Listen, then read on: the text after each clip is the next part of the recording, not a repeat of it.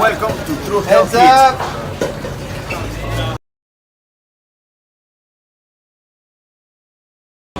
You already know what time it is, man. The young goat in the building. Make sure you tune in to Tru Heel Heat podcast.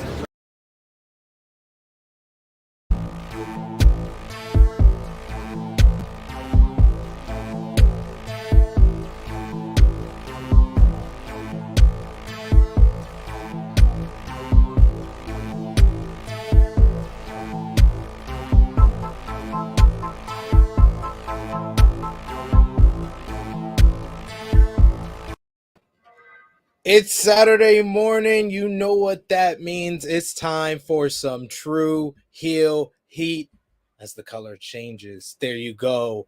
Booyah. Tru Heel Heat 194. We're going to be discussing a crazy week in professional wrestling with Saraya becoming all elite, CM Punk possibly not returning to AEW, the fallout from AEW Dynamite Grand Slam and Rampage Grand Slam. Who in the world is the goddamn White Rabbit? Who is he? Who is he?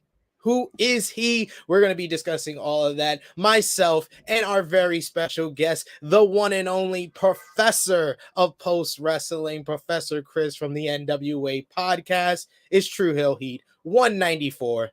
Let's hit the intro.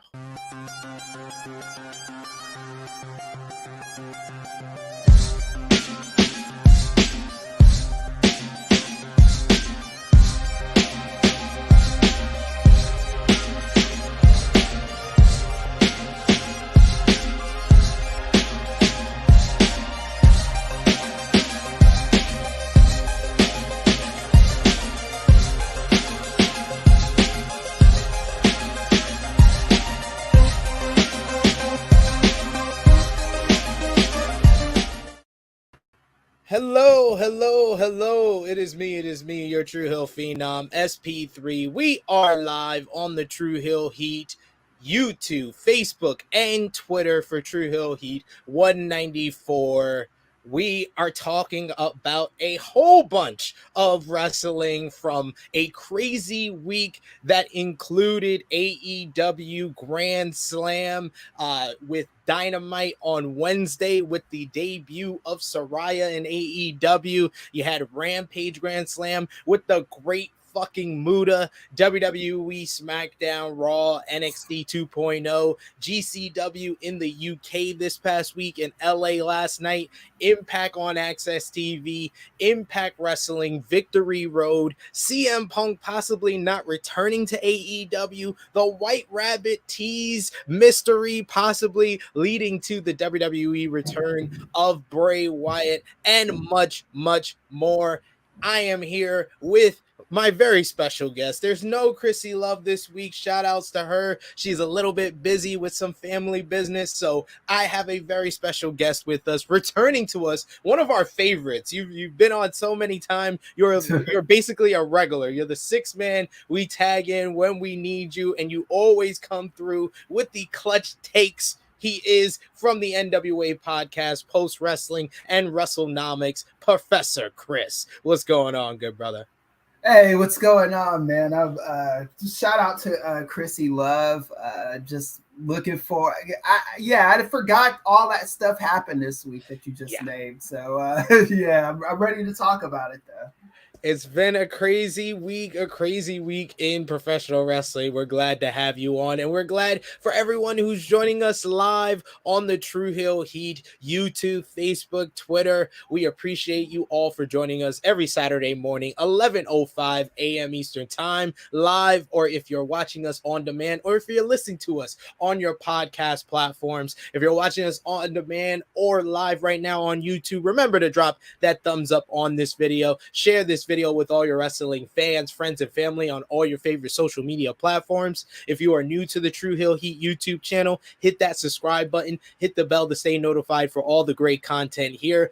Daily content going on. We had Friday Night Warriors last night. We got Serving Facing Heels tomorrow morning at 11:05 a.m. Eastern Time. And yes, we got Tampering War Games. I couldn't pull up my notes fast enough to remember the title, but Tampering War Games is the title to Tru Heel Heat 194. And of course, we want to hear from all of you. Tru Heel Heat YouTube channel in general is known for our live chat because you guys bring the hot takes. You guys bring the Tru Heel Heat more than even us on screen. So let us know your thoughts on all that went down this past week in professional wrestling for the Tru Heel Heat flagship podcast here. Of course, your super chat donations is the best way to have your comment highlighted on screen, and of course have the thoughts of myself and Professor Kris on whatever you think and whatever you want to ask what went down this past week. We got Hassan in the live chat here with us. We got the good brother G Loke saying let's go at Tru Heel Heat, as he always says. We got CM saying it's Saturday morning. Yes indeed. We got Ace here with us saying what's up. What's up? What's good, THH fam? We got Bell here saying hi. We got C back here with us saying hey all. We got Steven saying what's up, guys. We got Steven Chambers who says Bobby Fish in Impact Wrestling. Yes, we're going to be talking about that from Victory Road last night. We also got Bone Daddy who says morning SP3 and Professor THH fam. Let's go. Yes. Professor Kris, I know everybody should know you by now on the show, but it's been a few weeks since the last time you've been on the show. Anything you want to plug off the rip here, since we got people here who are joining us live in the opening minutes? Anything new that you want to plug for us? Well, the latest thing that I've written is my article on CM Punk. Go to WrestleNomics.com. It was that, I guess we're still processing it and there's still things being handled with that, no final decisions yet. Everybody is just curious and anxious. So, and then I'm podcasting all day today. I'm podcasting with Sid this morning, and then tonight at 9 Eastern, post wrestling, we go live. So I'm looking forward to that. Nice. I like that. Doing some pod in the whole entire day. That's how a Saturday's supposed to be. And especially I'm down with that because you have a Kobe Bryant shirt in the back on your wall. So of course we appreciate that, and we appreciate everyone joining us, supporting us on the Tru Heel Heat YouTube channel, as well as throughout social media, whether it be Discord, Twitter, Facebook, Instagram, whatever it may be. We got our Tru Heel Roll Call that shows our best appreciation, where we shout you out here. So try your best, tag us on social media. The best way to get your shout out here on the Tru Heel Heat flagship podcast. Our Tru Heel Trinity from our Tru Heels Facebook group page coming in at number 3. We got Louis Jaden coming in at number 2. We got Stewie Palmer, and of course coming in at number 1, the Negro Buck Nick Jackson.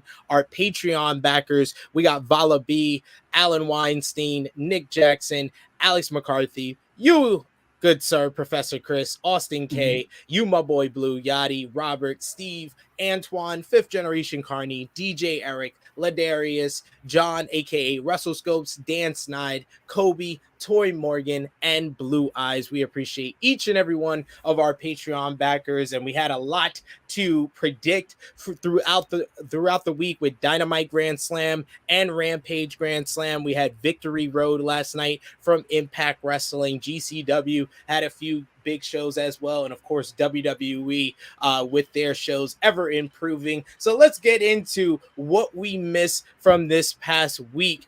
Kris, why don't we? Yeah, let's do it.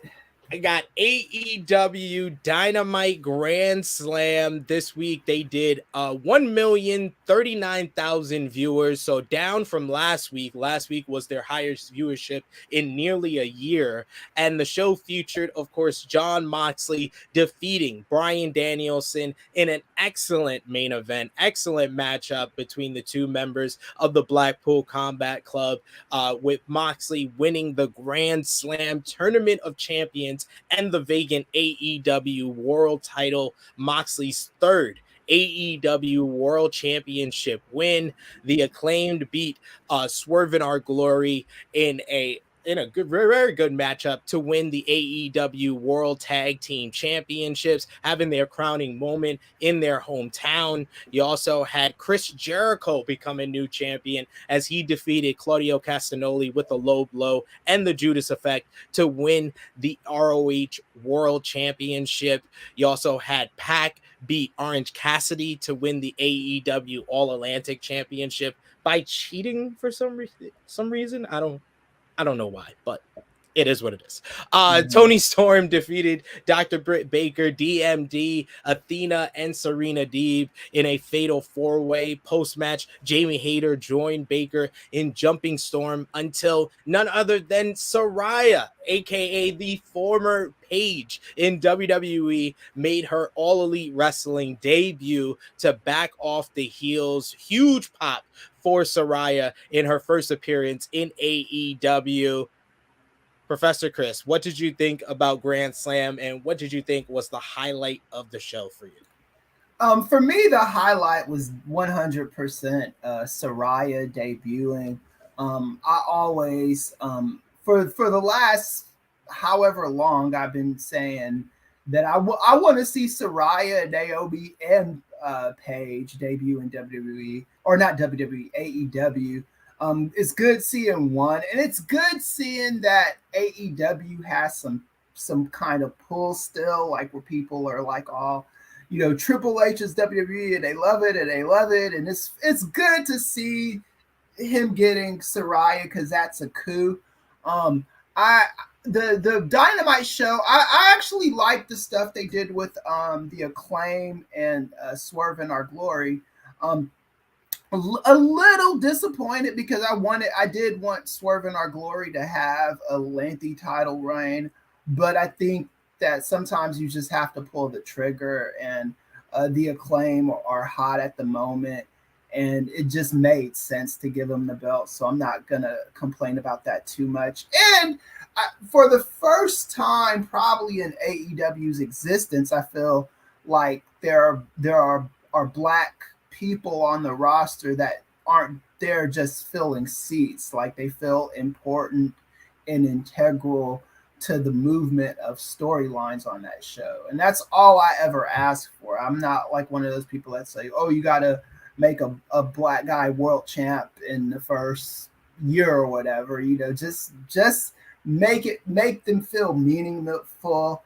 Now they've got to do that with the women, and I'm a happy dude. I loved the Wednesday night Dynamite Rampage. I guess we'll talk about Rampage. I didn't hate it. I thought it was okay, but you could kind of tell where the audience was at least in my opinion, when you watched it on TV, you know. I can't hear you. Yeah, my fault. I muted myself.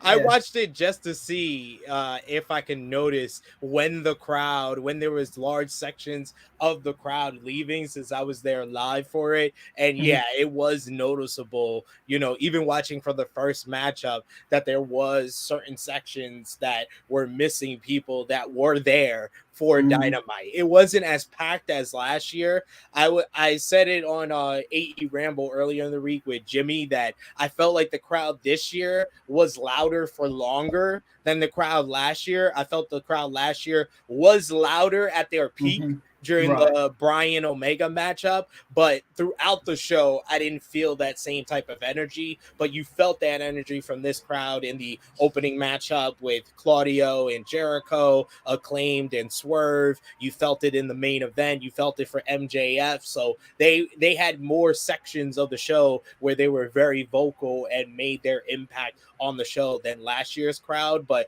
for Rampage, I would say definitely last year's crowd stayed around because it was the first ever show at Arthur Ashe Stadium, first, you know, New York City show for All Elite Wrestling. They stayed around longer, and they stayed throughout that 2-hour show because Eddie was in the main event. Like, literally when there was like 3 matches left, and I was like, if it's the Battle Royal in the main event, I'm leaving.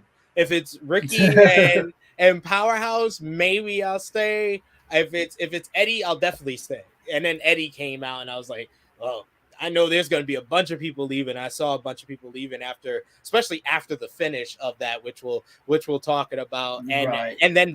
And then the battle royal happened, and then a whole another section of people left out of that place. But what did you think about the main event matchup? Which like I said, I thought it was excellent, tremendous matchup between Bryan and Moxley. There was some fans who have been vocal who really wanted Bryan to win and felt some type of disappointed. Where did you stand? I was a little disappointed that he didn't win. I do want him to get some kind of comeuppance being in AEW. I want him, because WWE, I just don't think they respected him his last few years there. I did want him to win the world title, and just because we want Mox to get that vacation as well.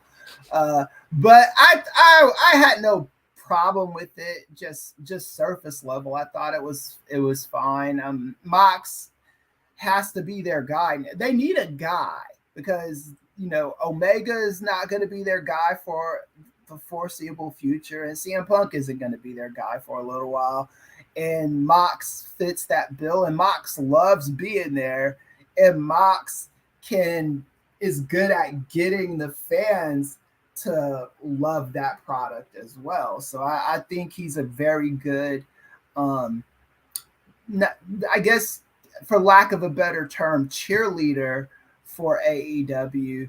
And you need a wrestler like that on top, just like, John Cena was in WWE for all those years, and he was the guy that, riled up the troops. And in AEW, Mox is fulfilling that role, and he's doing quite the good job of it. So he's legitimately feels like the ace and the face of the company. And right. This is not something that even me, I've always been a huge Moxley fan from his time in Dragon Gate USA, and then going into, FCW, NXT, WWE, The Shield. I always have been a big fan of him after The Shield and his run, and I always thought that they could have done more with him, but I didn't think he could be the number one guy in WWE like he's been in AEW, and like by force and by circumstance he has taken this mantle, and I felt like it was deserving. I wanted Bryan to win, and I felt like just for the sake of what is it, like they say in sports, parody, the sake of parody, I wanted Bryan to win and make it interesting with him and MJF. They've already kind of established that MJF and Moxley have their whole situation, but MJF then feuding with Bryan Danielson in the interim until Full Gear, I thought would be interesting. But MJF and Moxley, they've already started their feud. Now you got the title involved, and Moxley is a 3-time champion, so he doesn't lose anything, even if he has to drop the title to MJF there. Yeah, no, not at all. He Mox is Daniel Bryan's time will come. He's not in. He doesn't seem to be getting injured a lot. He's playing his part. He's in AEW to help the company grow. I'm sure there was no ego when he was asked to lose to Moxley again. Moxley needs to, because Moxley was never taken to that next level in WWE. He was in there, and he did the feud with Lesnar that Lesnar didn't really want to do.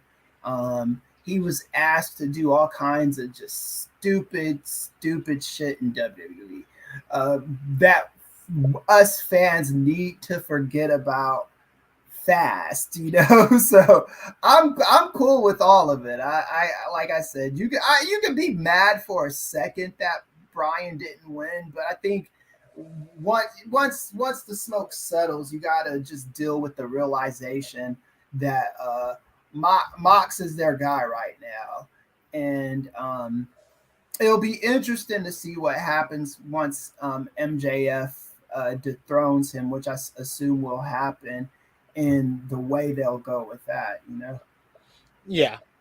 I think that they made the right decision in the end, though. We got Bell who says, I love Mox, but I do think BD should have won. So a lot of people feeling like that. We also got Annika, who's happy to see Professor Kris. We got Hey. you, my boy Blue, joining us. Thank you all for joining us. Remember to drop that thumbs up on the video, share it with your friends, subscribe if you are new. And there's a lot of fallout from Dynamite Grand Slam, of course, with the big debut of Saraya, aka the former Paige, as Tony Khan revealed after that Saraya signed a full-time contract. However, it's unknown if she will actually wrestle. Of course, Saraya suffered a neck injury in 2016. While she did wrestle briefly in 2017, her career was seemingly ended at 25 after an accidental kick from Sasha Banks during a live event. WWE then medically disqualified her from wrestling again, and she was put on a no-touch list for future segments. AEW reached out to the former Paige over the summer, according to a new report before Dynamite. The report came out from Fightful Select that, according to some sources in AEW, there were at least some conversations between the two following her exit from WWE in July. There are no further details regarding the talks at that point, and of course, it created that special moment because all we got was that report, and we didn't know what was going to happen afterwards. So it made it for an even massive reaction from us at Arthur Ashe Stadium in New York City. In a post on Twitter, Saraya commented on her debut, and she wrote, "Fucking wow. Absolutely blown away by the pop in the stadium and the reception outside of it. Been a long journey. Couldn't be happier to be in AEW. Thank you to everyone, and thank you to my babe at Ronnie Raddick for letting me use his song Zombified. Let's fucking go." And then the debut has already picked up some mainstream coverage, as well as it was covered by the BCC. And according to the Wrestling Observer newsletter, no one touched her during her AEW appearance either, because this may be because that she still hasn't been cleared as of very recently, and would like to be cleared. She has mentioned names like Edge and Bryan Danielson returning after being retired due to injury, and hope for the same for her. So, Professor Kris, what do you think about, what type of impact Saraya's debut will have on All Elite Wrestling? I feel like we've been down this road before. So, like, even when I've talked about the show before today, I've been very hesitant to be like game changer and all this stuff, because I feel like I said that about Tony Storm and I said that about Athena, and that hasn't really worked out that way. So I've been tentatively, I think the moment felt bigger than all those other, women that have come in's debut into the company, because it was in a stadium, because of how long she's been out, and, just leaving WWE in July. But I am very tentative to say it's a game changer and can make a big impact. One, because we don't know her status, if she can actually wrestle with the neck injury and the neck injury that she got in 2017. Also, Tony Khan's booking of the women's division has been straight garbage. It's been straight trash. I can't say anything nicer than that. That's the nicest compliment I can give him about this women's division. So, Professor Kris, what do you think? Yeah, it's garbage, man. I like you. Like, I try to look for little mulligans and compliments to give here and there. The booking of the women's division is straight trash. So when we get to the CM Punk topic, we'll talk about this further. There are unhappy people in AEW. I do not think getting rid of CM Punk is going to quell that. And when I say unhappy people, I'm talking specifically about our girl, the women's world champion, the non-interim. What? Thunder Rosa. Thunder Rosa. Why did I blank on her name? The brain surgery, I'm telling you. But yeah, Thunder Rosa has expressed displeasure in that company. I don't know if it's been addressed. People in that company are not happy. I know that there's more women than Thunder Rosa who are not creatively fulfilled in that company. Something needs to happen with the women. If Tony Khan can't think of anybody or think of anything to do with the women, he needs to hire somebody that can. And in a 2-hour program, the women should at least be getting 3 segments, not just all like 5 women in one segment. They need to be featured prominently on that show. Saraya is, I love Saraya. I think she looks better now than she did, back in whenever she had the brain surgery, or not the brain surgery. What did she have? The neck injury. Yeah. She's just got it going on. Hopefully she can wrestle. If she can't wrestle, they'll think of something creatively to do for her. But if she thought WWE was a good place to stay, I'm sure she would have, tried to stay. She's in AEW for a reason, and hopefully, hopefully her issues are taken care of. I want people to be happy with their lot in life.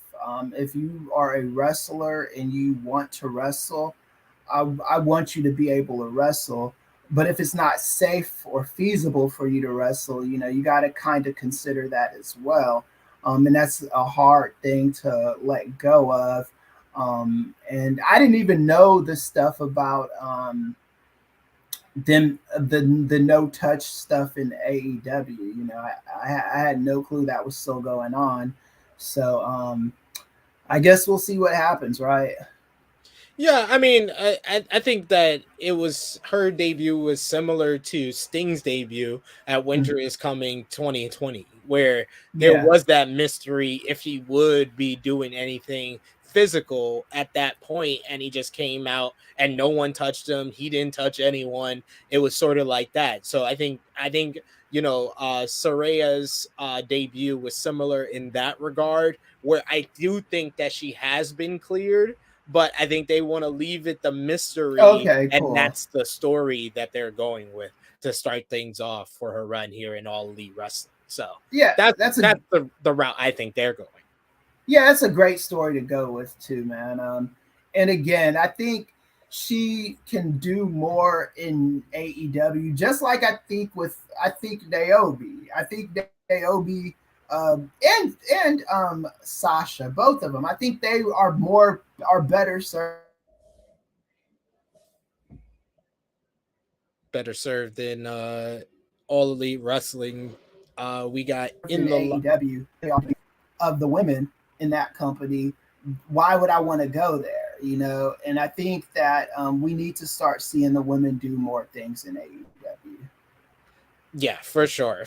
They just need more focus, need more time, and I definitely agree with you. In a 2-hour show, at minimum, it should be 3 segments, and that's not just including breaking a match into 2 segments when you only give it like 5-6 minutes. Right. We got Annika who says, "Can we talk about them holding off on the Hater Baker breakup for this? I'm really pissed off about that." I think that was always going to be slow burn because that's how AEW tells their stories, with partnerships breaking down. That's why Christian and Jungle Boy, they didn't break up with each other until a year in, even though most of us were calling for the breakup like 4 to 5 to 6 months in.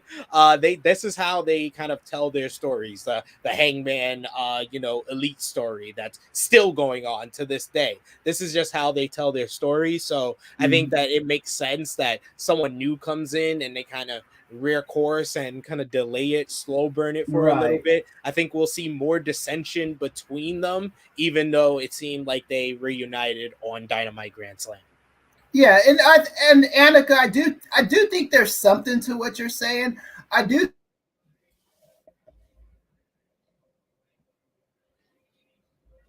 Am I freezing or is that Kris freezing? I think Kris is freezing. Let me know in the live chat. But okay, so my producer says Kris is freezing. We will move on. He will probably be talking when he finally comes back in.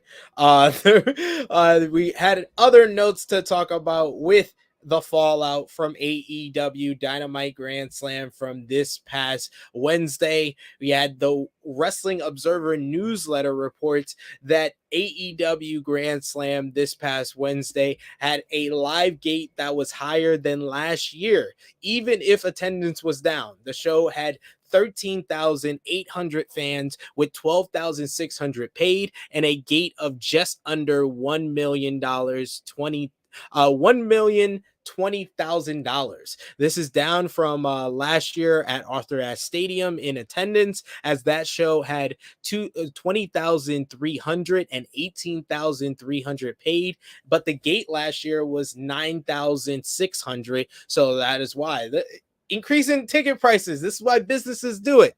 It's believed the increased gate was because of the increased ticket prices. However, this is the biggest gate for an AEW TV show ever, and among the biggest gates for any wrestling TV show in the United States. WWE had $1 million gates for several TV shows, including over $1.2 million for sold out Raws in London and Manchester, along with over $1 million for Raw on September 19th, 2019. That was in Madison Square Garden. I was there live. SmackDown on September 10th, 2021, and Raw on July 25th, 2022, which were also from Madison Square Garden. The last two were over $1.2 million, and the Raw after Mania in New Orleans in 2014 had $1,102,745,000 made.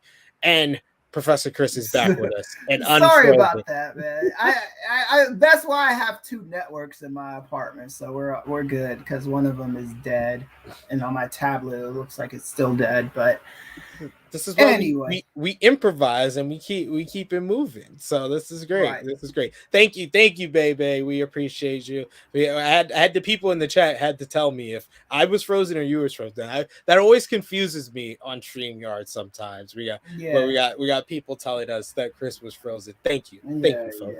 This is why I blame the white man. Damn it. This is why you guys are the other co-hosts here. Dynamite Grand Slam, the Grand Slam event on Wednesday has to be considered a success. The first ever $1 million gate for an AEW TV show. Do you think that it's going to continue to be a Wednesday night tradition, like the biggest Dynamite of the year? Tony is going to commit to that? Or do you think that he should consider moving a pay-per-view possibly to Arthur Ashe Stadium since it's been that successful? It's a good question, man. Because I could see arguments for both. Like right now we are in the television age, and people, those ratings do matter. People, you are judged by them. They do good in the demo, but I'm sure AEW wants to grow and have some things to brag about at upfronts and stuff, and when their TV deals are coming up. Remember back when WWE left USA for the first time, TNN wasn't a big network, but TNN also offered them like $25 million for versus USA only wanting to offer them $5 million. So and that was in large part due to the massive ratings WWE was getting at the time. Yeah. So if you are AEW, I understand why you put that New York show, the Arthur Ashe show, on TV, but there's arguments to be made that to make it a pay-per-view as well, because it's just such a nice visual looking at that sea of people. Even though they say this show wasn't as filled as last year's show, it still looked pretty massive, and it felt gargantuan on TV. So like I said, I could see arguments for both. Yeah, I definitely support though moving it to a pay-per-view, because a pay-per-view would be on a Saturday and Sunday.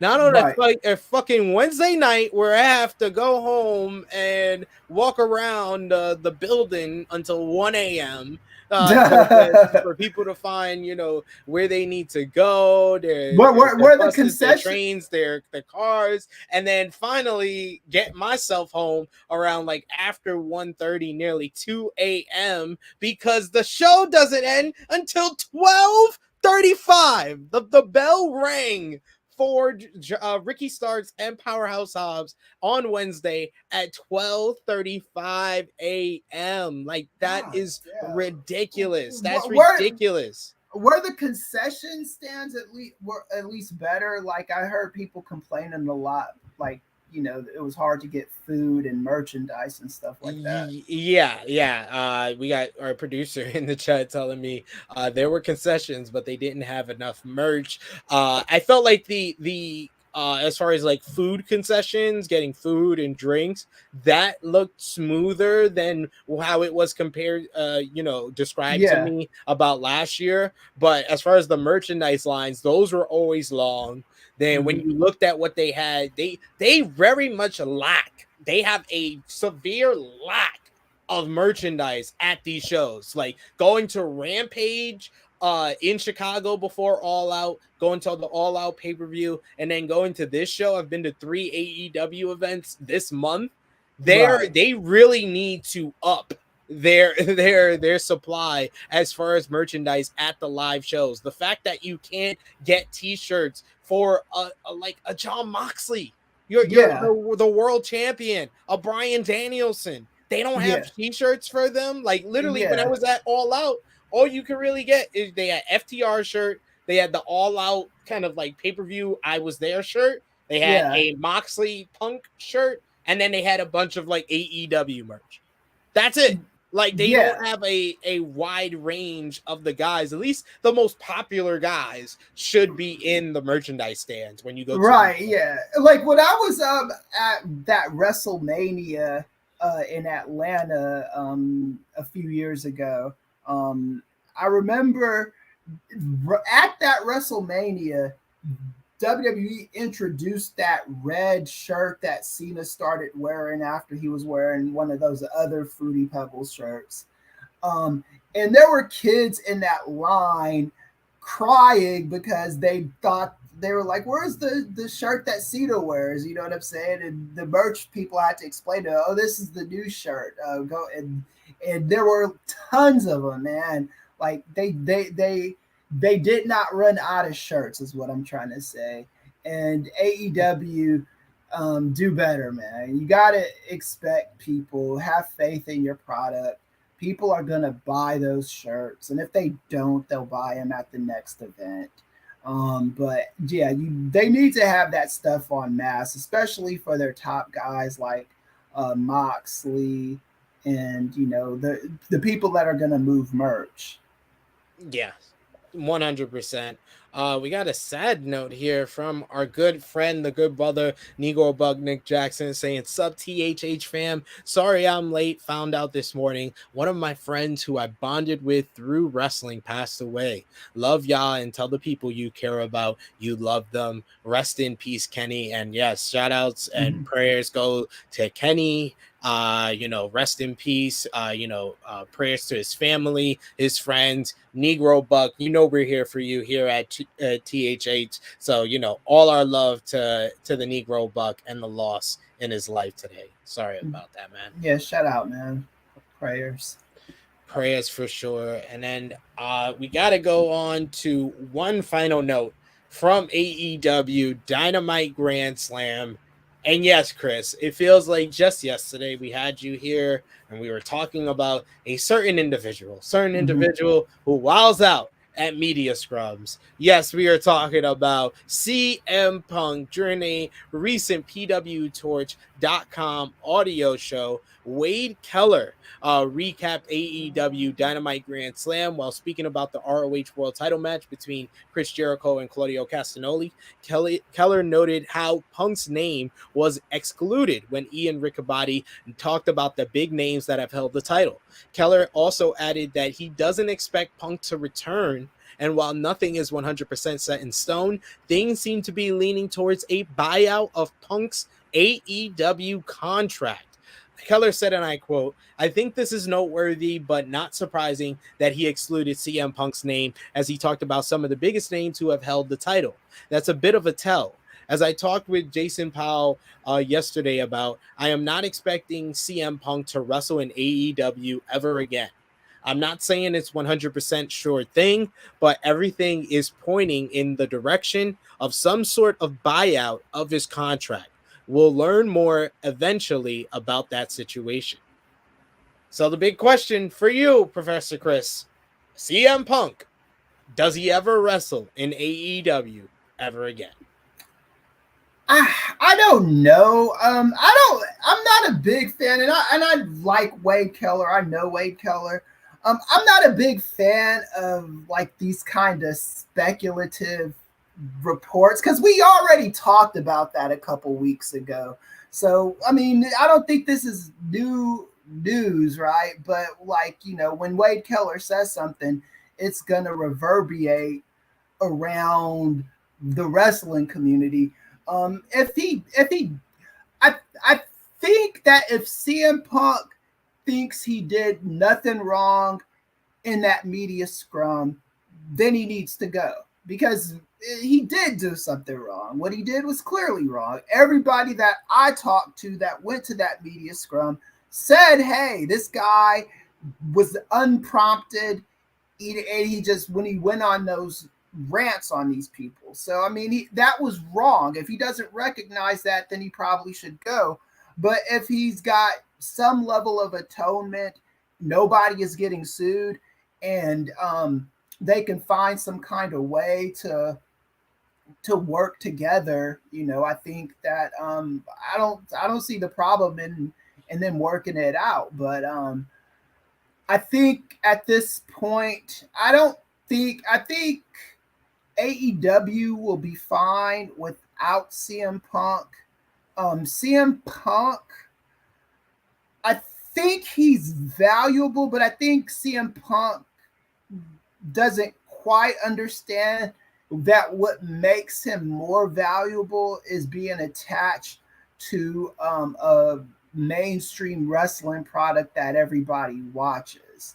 You know, that's even when you do like the movies that CM Punk does, even though they're not big movies or on DVD or because I've seen a couple of them. They're not big movies. They're not even great movies, but I think people are more inclined to watch him knowing that he's on AEW every week, you know, knowing that this guy is a star in his chosen profession. I always think about that press conference because CM Punk is not the first athlete to have a nutty press conference. I always think about where this press conference ranks as far as like, you know, the Allen Iverson practice press conference. What was the one with the football coach? And he was like, playoffs, we'd be lucky to win a game. like this is up there with that stuff. You know what I'm saying? Like, this is gonna go down. But in a perfect world, everybody would find a way to cash in on this and try to make money with this thing. But if it's not possible, then hey, it's not possible, you know? Yeah, kind of gotta just leave it be, and especially since the things we know about CM Punk tells us that he may be a person who can hold on to hate and be stubborn enough to never think he's wrong. So it doesn't lend us to think that this is going to wind up very well. We got Stephen Chambers who says, "Why can't we be friends? Why can't we be friends?" No, okay. So here's the thing: CM Punk's if that's how he felt. There's nothing wrong with his feelings. There is something wrong when you go on a fucking press conference eating all those goddamn breakfast pastries like you haven't eaten for weeks, you know what I'm saying?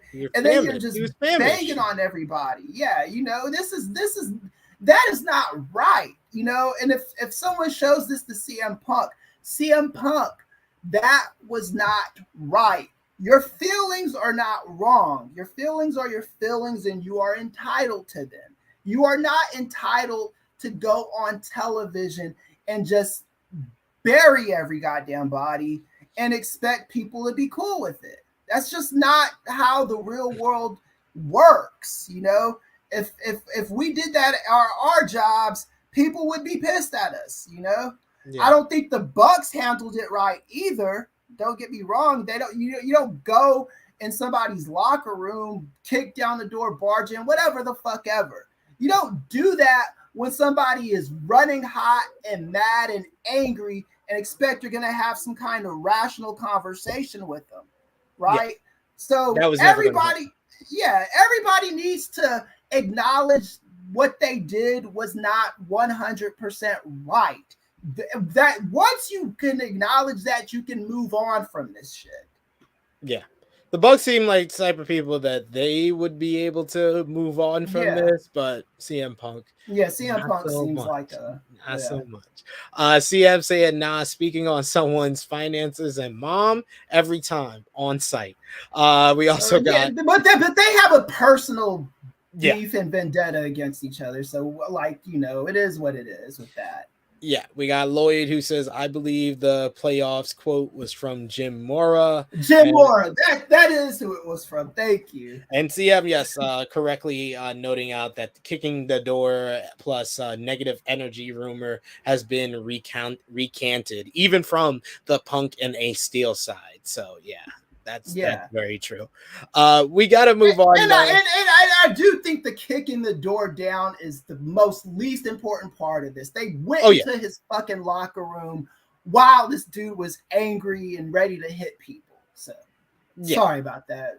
Yeah, but I think the main thing the Bucks did wrong is they took secondhand information from what Punk said. That's what the part that not a lot of people have been talking about is that from the reports, I believe from Fightful, because they did a very great, like, note by note, beat by beat of this entire situation. Yeah. It was that the Bucks learned of CM Punk's comments at the post-show scrum, found out he was in his locker room, and they went with Mega, who's the legal officer for AEW, to speak to Punk because they heard there was an issue going on. So I think the bigger issue is not even them going to Punk, because if they just think Punk made like an offhand comment and said something wrong about them, then yeah, they should go and talk to him. After, if they just hear, yo, Punk said some stuff about y'all, and he also said if anybody has a problem with him, go to his locker room, then I don't think they're wrong for going to his locker room right after that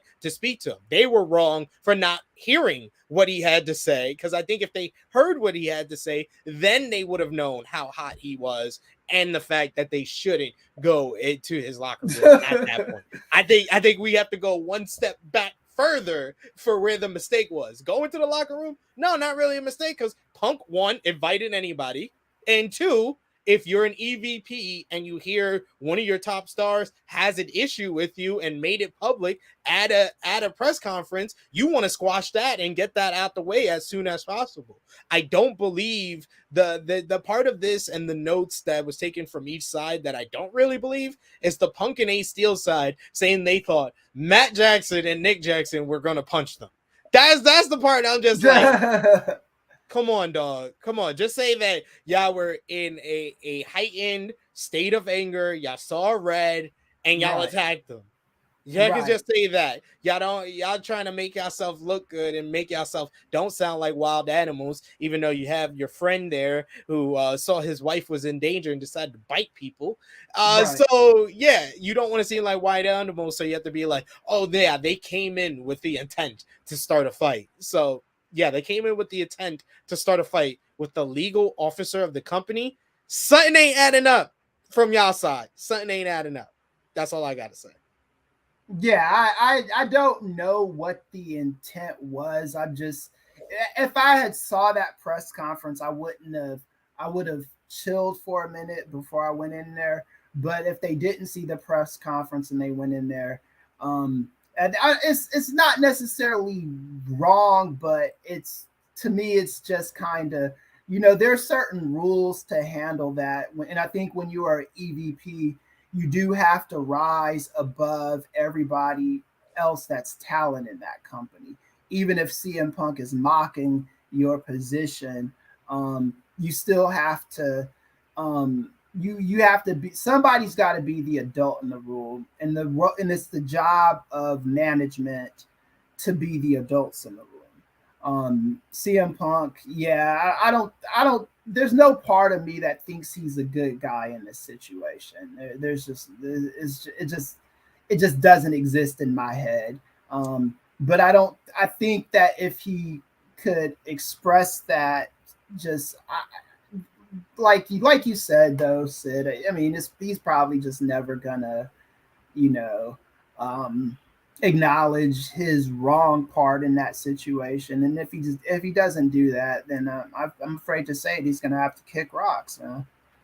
Yeah, unfortunately, I would love to see them create this into a storyline, especially to give us CM Punk versus Kenny Omega, which is another great dream match we're never gonna get in AEW, to go with Sting versus Cody and all this other great stuff. But it seems like we have to wait and see, but we'll have more about CM Punk in the weeks to come, it seems.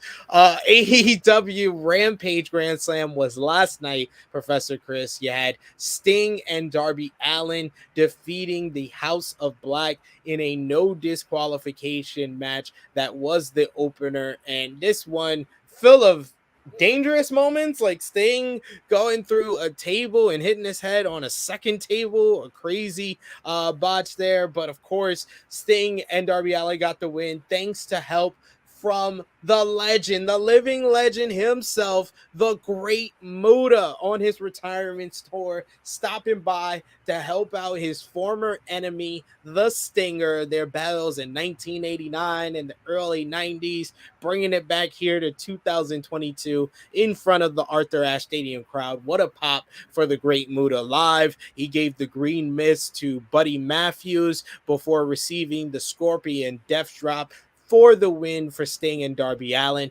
Julia Hart took a nasty table botch here, hitting only like an edge of the table and then hitting her back of their head on the concrete floor.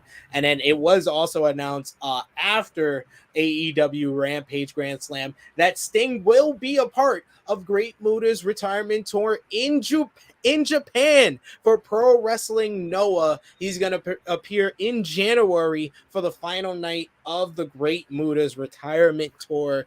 Great stuff there on Rampage Grand Slam. You also had Jungle Boy defeat Rey Fenix in a great bout. Post-match, Christian Cage, he came out and he made his return, and Luchasaurus laid out the Jungle Boy with a choke slam. You also had Jade Cargill beat Diamante with the Jaded to retain the TBS championship. Post-match, Trina, who was in Diamante's corner, turned on Diamante and aligned with Jade. You also had Eddie Kingston. He beat Sammy Guevara with 3 spinning back fists and the stretch plum, but he held on to the submission after the bell. He snapped, so senior official Paul Turner reversed the referee's decision and gave the win to Sammy Guevara. You also had Hangman Adam Page. He won the Golden Ticket Battle Royale, last eliminating Roosh, Hook, the FTW champion, and Action Bronson. They teamed up to defeat 2.0, Cool Hand, Angelo Parker, and Daddy Magic, Matt Menard. And then in the main event, you had the lights out match between Ricky Starks and Powerhouse Hobbs, and Ricky Starks getting the win with a spear through the table, blasting Powerhouse Hobbs with a piece of the tunnelway, and then hitting Rochambeau for the win to end Rampage Grand Slam. Professor Kris, what was the highlight from this 2-hour show from AEW last night? the highlight, I have no idea. I think I like the main event. I like Starks and Powerhouse Hobbs. I thought that was great. There were a lot of things I didn't like, but there were a lot of things that I liked. But I just remember the things that I didn't like a little bit more. I thought that like, I'm not here for any Trina disrespect. And I heard this all across wrestling media and stuff like that. Like Trina's just some fucking irrelevant has been. I'm not that. Who said that? Well, they're like, people were like, so I was listening to our boys on Wrestle Talk, like just completely dismissing her, like, who is that? You know, and just I've heard a lot of that stuff. I was like, this was like, she was on a show that consistently beat wrestling in the ratings, you know. I'm talking about those, and I never watched the Love and Hip Hop. Yeah, but those shows were always. You tried so bad to not remember what the name was there. Yeah. I mean, like, but and I didn't understand. Like, I think she should have just been with Jade and the baddies to begin with. Having her turn on Diamante made Diamante look like a dork. I just don't understand that. What else? I gotta talk about, because I'm not an Action Bronson fan. I think that he sounds too much like Ghostface for my liking, and I love Ghostface, you know. So that's just a personal thing. But the guy should not be wrestling, man. He looked like he looked so damn tired and worn out after that match. Hey, the crowd loved him. That's the crowd loved him. That's the thing. The New York, you're good. Where's he at? Where's he from in New York? He's from New York. He's from Queens. Queens. Well, you know, you got to be specific with the boroughs and stuff. Yeah, like of course. Yeah, so, of course. I had people in my section that was debating if Eddie Kingston is really in New York. I'm like, he's from Yonkers. I was like, from the 5 boroughs, but he's New York. It definitely gets New Yorkish in Yonkers. Right. Yonkers got yeah. Flag, so yeah, I've been to Yonkers. Yeah, so yeah. But you know, it was, I think the Action Bronson thing was fine. I just don't think he needs to be wrestling again. That's just my personal opinion. Because he was just, the way he was sucking up air after that match, I saw it. And then it was a decent show, and I think people in that show were put in bad situations. Like, it'll be interesting to see. I felt terribly for Starks and Hobbs. Yeah, that's what I was gonna say. It was a herd of fans that left after the Battle Royal. There was a little bit of fans that left after Dynamite, a little bit of fans that left after, like, maybe the first few matches of Rampage, a little bit of fans that left after the Eddie Kingston finish, but a herd of fans left after the Battle Royal. And then Starks and Hobbs had to probably perform in front of what was a nearly 14,000 seated fans. It was probably down to under 10,000 by the time Hobbs and Starks. And I think I'm being generous by saying just under 10,000. Yeah, and they're going to have to figure out the formula for those New York shows. You know, they're going to have to figure that out, because it's not fair to Starks and Hobbs, because that's a feud that's meant something for the last little bit, you know, and for them to be put in a dead spot like that, where I don't know what the ratings were for it, but it just Monday. We just you can tell that they probably weren't great. And, you know, I don't know if the Fast Nationals came out yet, but I never look at that, because, you know, the cheese eaters use that to be like, we only gonna hear about it if AEW did bad. So Yeah. we got Romeo who says that Action Bronson looked like if Otis went to prison. Great stuff. Great stuff. I agree. Moving on to SmackDown last night. A lot of wrestling from last night that we will discuss on this show. But let's talk about SmackDown next, which was a really good show. You had the Usos defeat the Brawling Brutes in a really fun main event to retain the undisputed WWE Tag Team Championships. You also had a tremendous segment featuring the Bloodline, where Roman Reigns asked Solo Sikoa to acknowledge him and officially join the Bloodline. And we're also told that the elders brought Solo Sikoa, not Roman, not the Usos, not Paul Heyman. The elders told Solo Sikoa to come to the Bloodline. I thought that was interesting. But of course, the highlight of this segment was Roman Reigns telling Sami Zayn to take off his old Bloodline shirt. Yeah, Jey Uso ripping the shirt off of Sammy for Roman to give him his own shirt, his own honorary Uso shirt, which got a great reaction from the fans, from Sammy, and especially from a pissed off Jey Uso as Roman and Sammy hugged to end the segment. Great stuff. Great storytelling. The best thing in WWE right now is the Bloodline.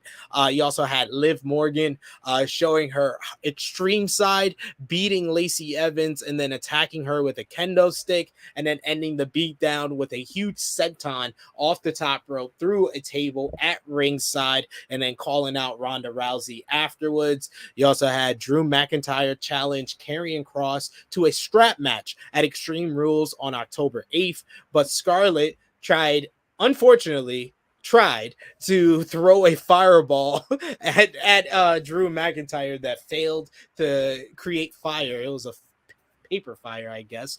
But then she low blow Drew McIntyre, and then Karrion Kross choked him out with the cross jacket while accepting the Extreme Rules matchup.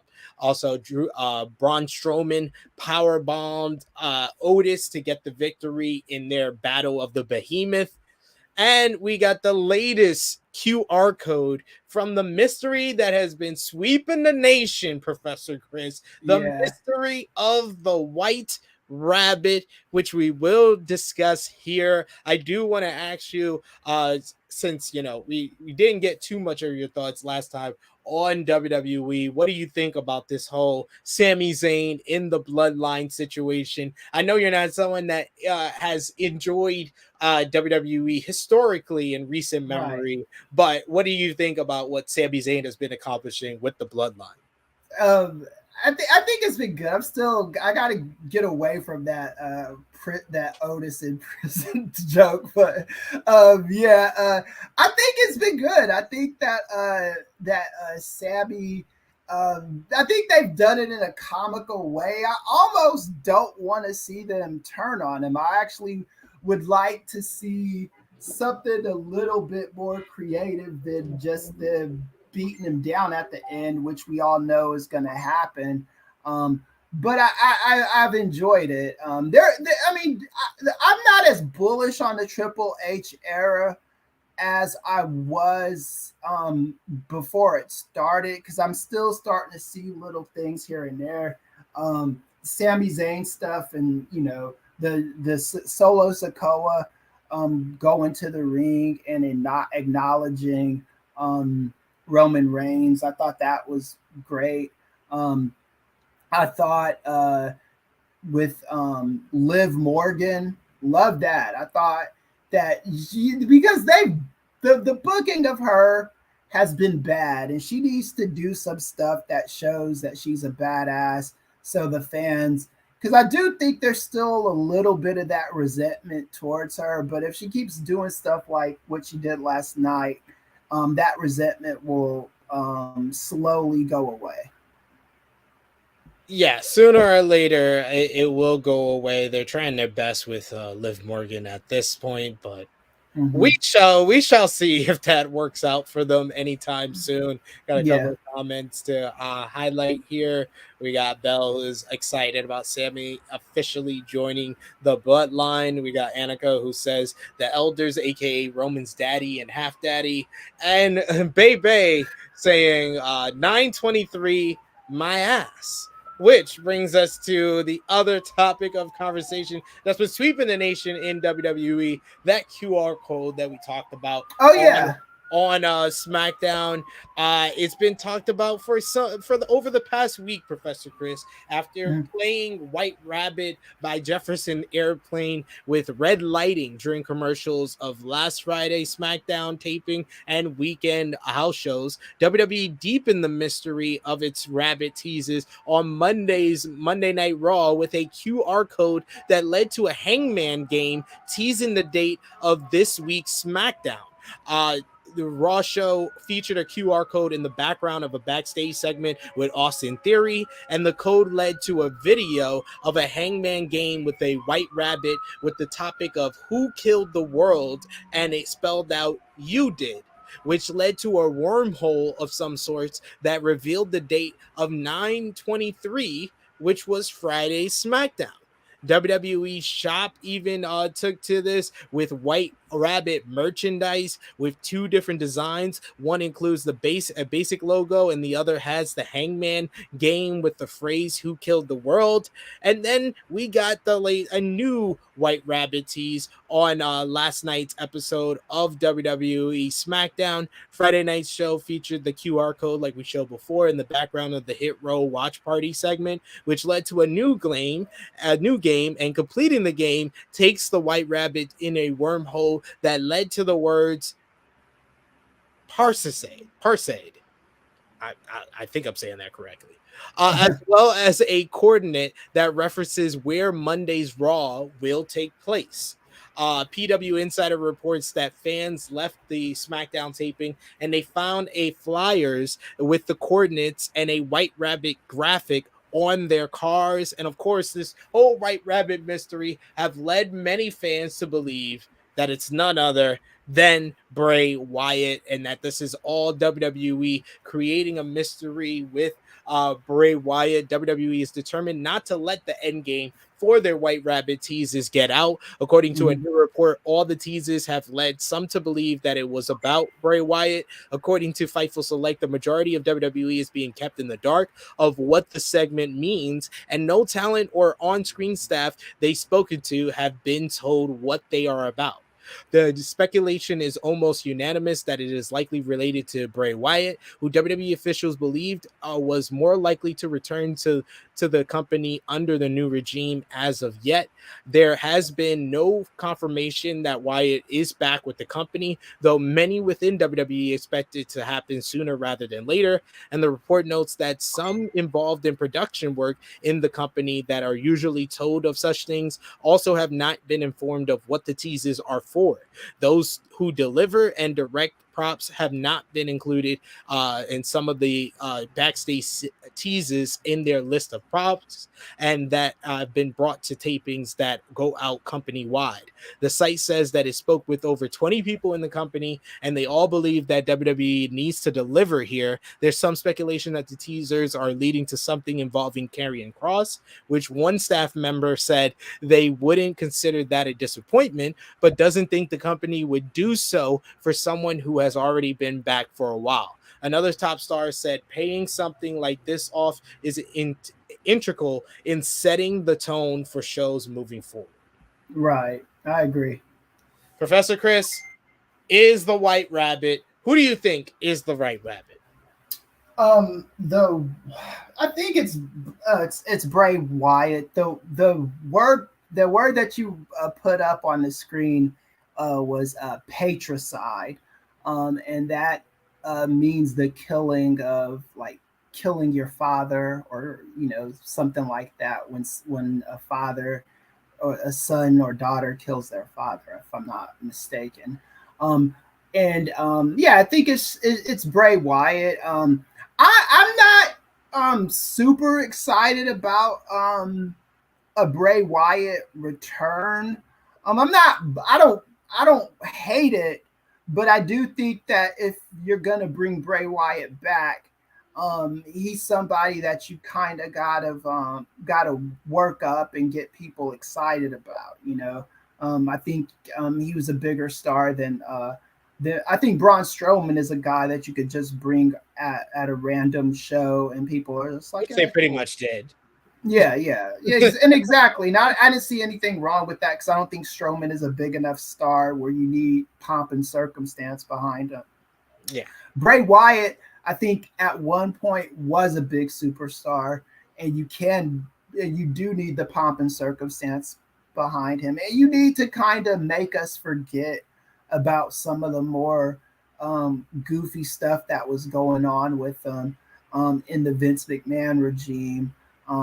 Because the Bray Wyatt character, I don't care who you are, that it did get stale.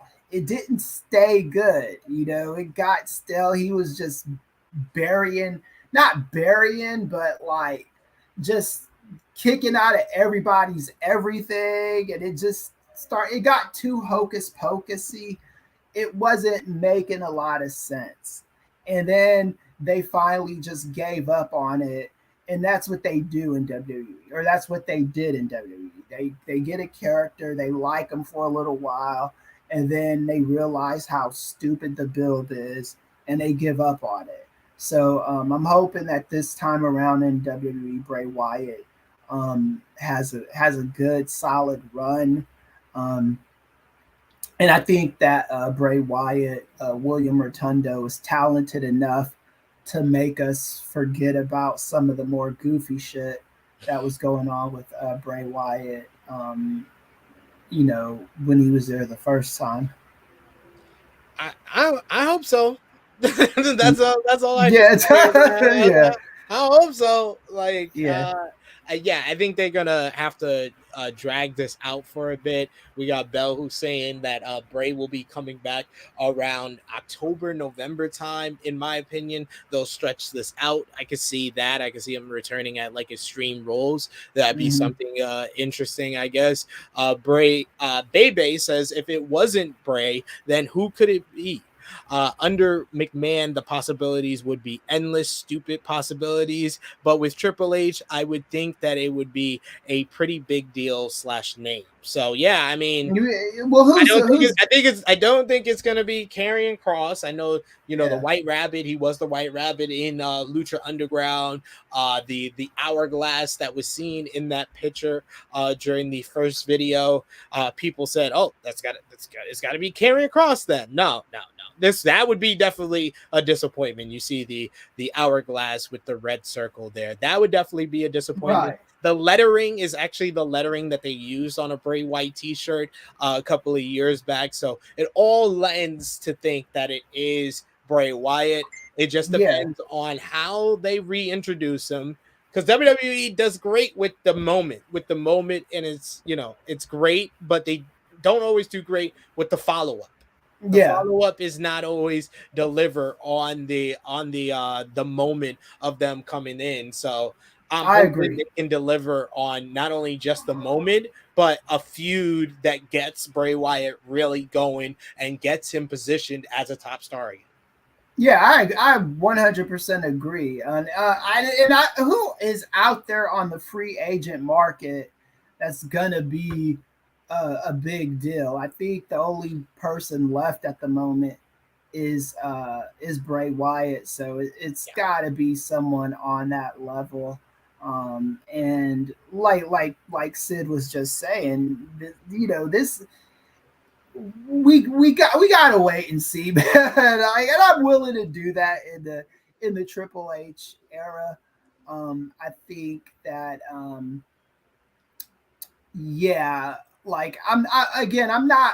not one of those people that are 100% bullish on Bray Wyatt. I don't think Bray Wyatt is a game changer in any way, shape, or form. But I do think he's a solid main eventer that will help the product out. And that's the best you're getting from me. Yeah, most definitely. He definitely is that. We got Main 2K who suggests, could Santos Escobar be the White Rabbit. That, my friend, I love Santos Escobar. I love Yeah. Legado del Fantasma. I think he's extremely talented, and he probably should be positioned as a top star. But that would be a disappointment. Right. That Yeah. would be We want to disappoint people outside of us in our pro wrestling media. We want people outside of us to be happy with the debut. And Santos Escobar, I love him, but it's got to be a top star.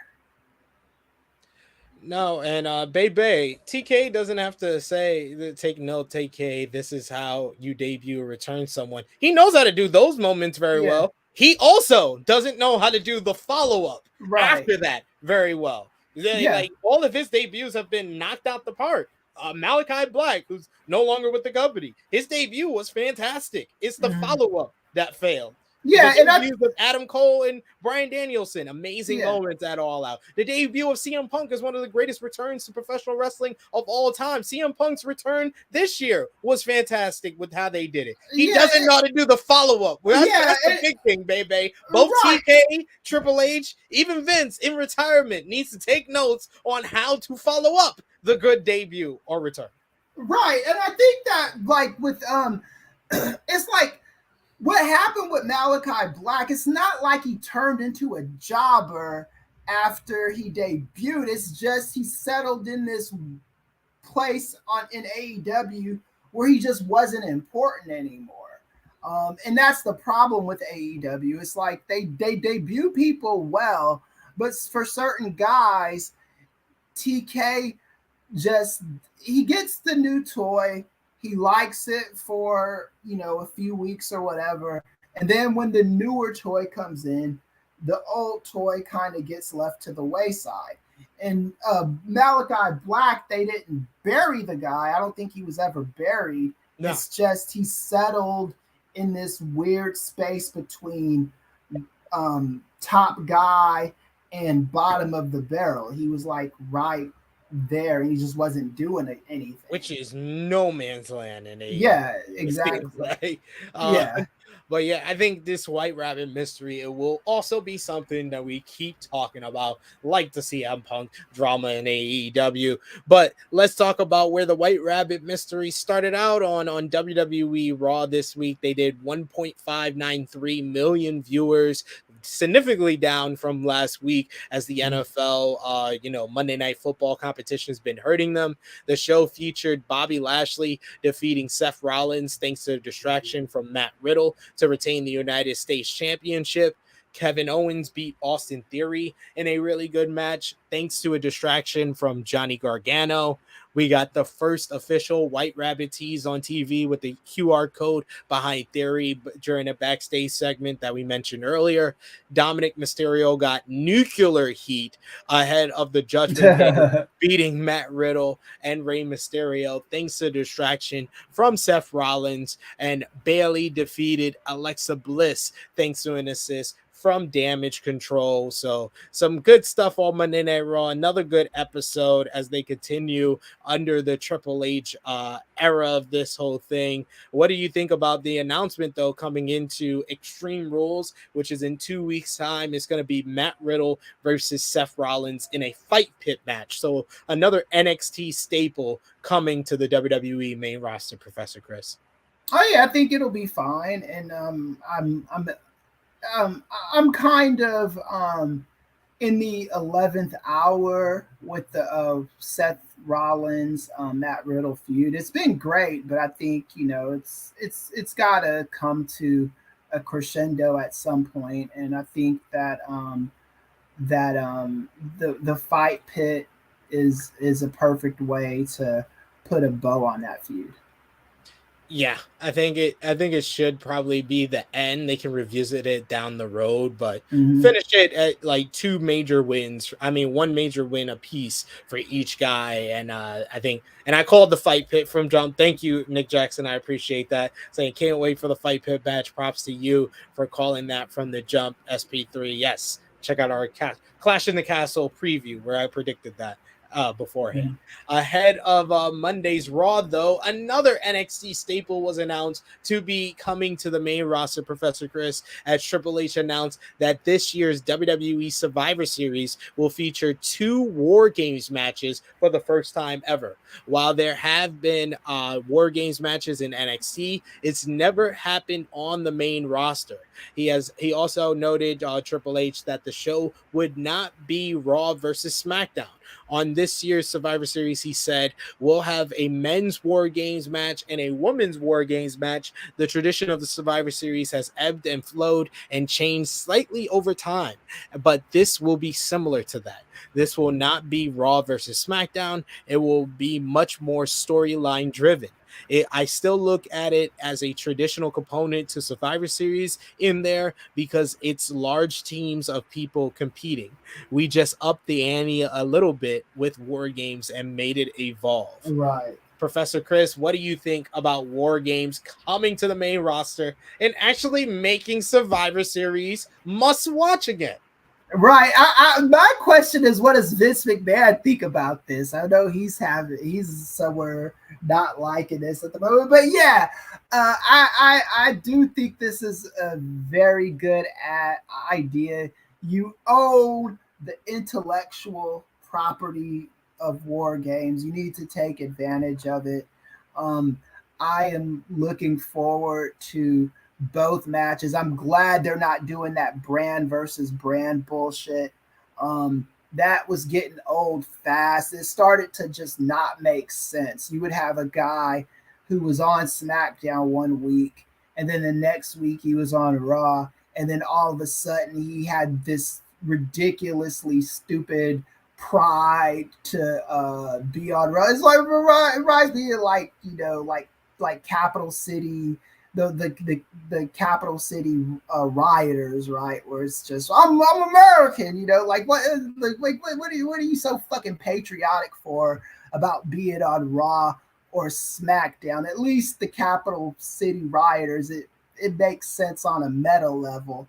Like this shit right here with the brand versus brand stuff, it needed to die a long time ago. Maybe if you can make the brand versus brand stuff important again a couple years down the line, you can revisit that.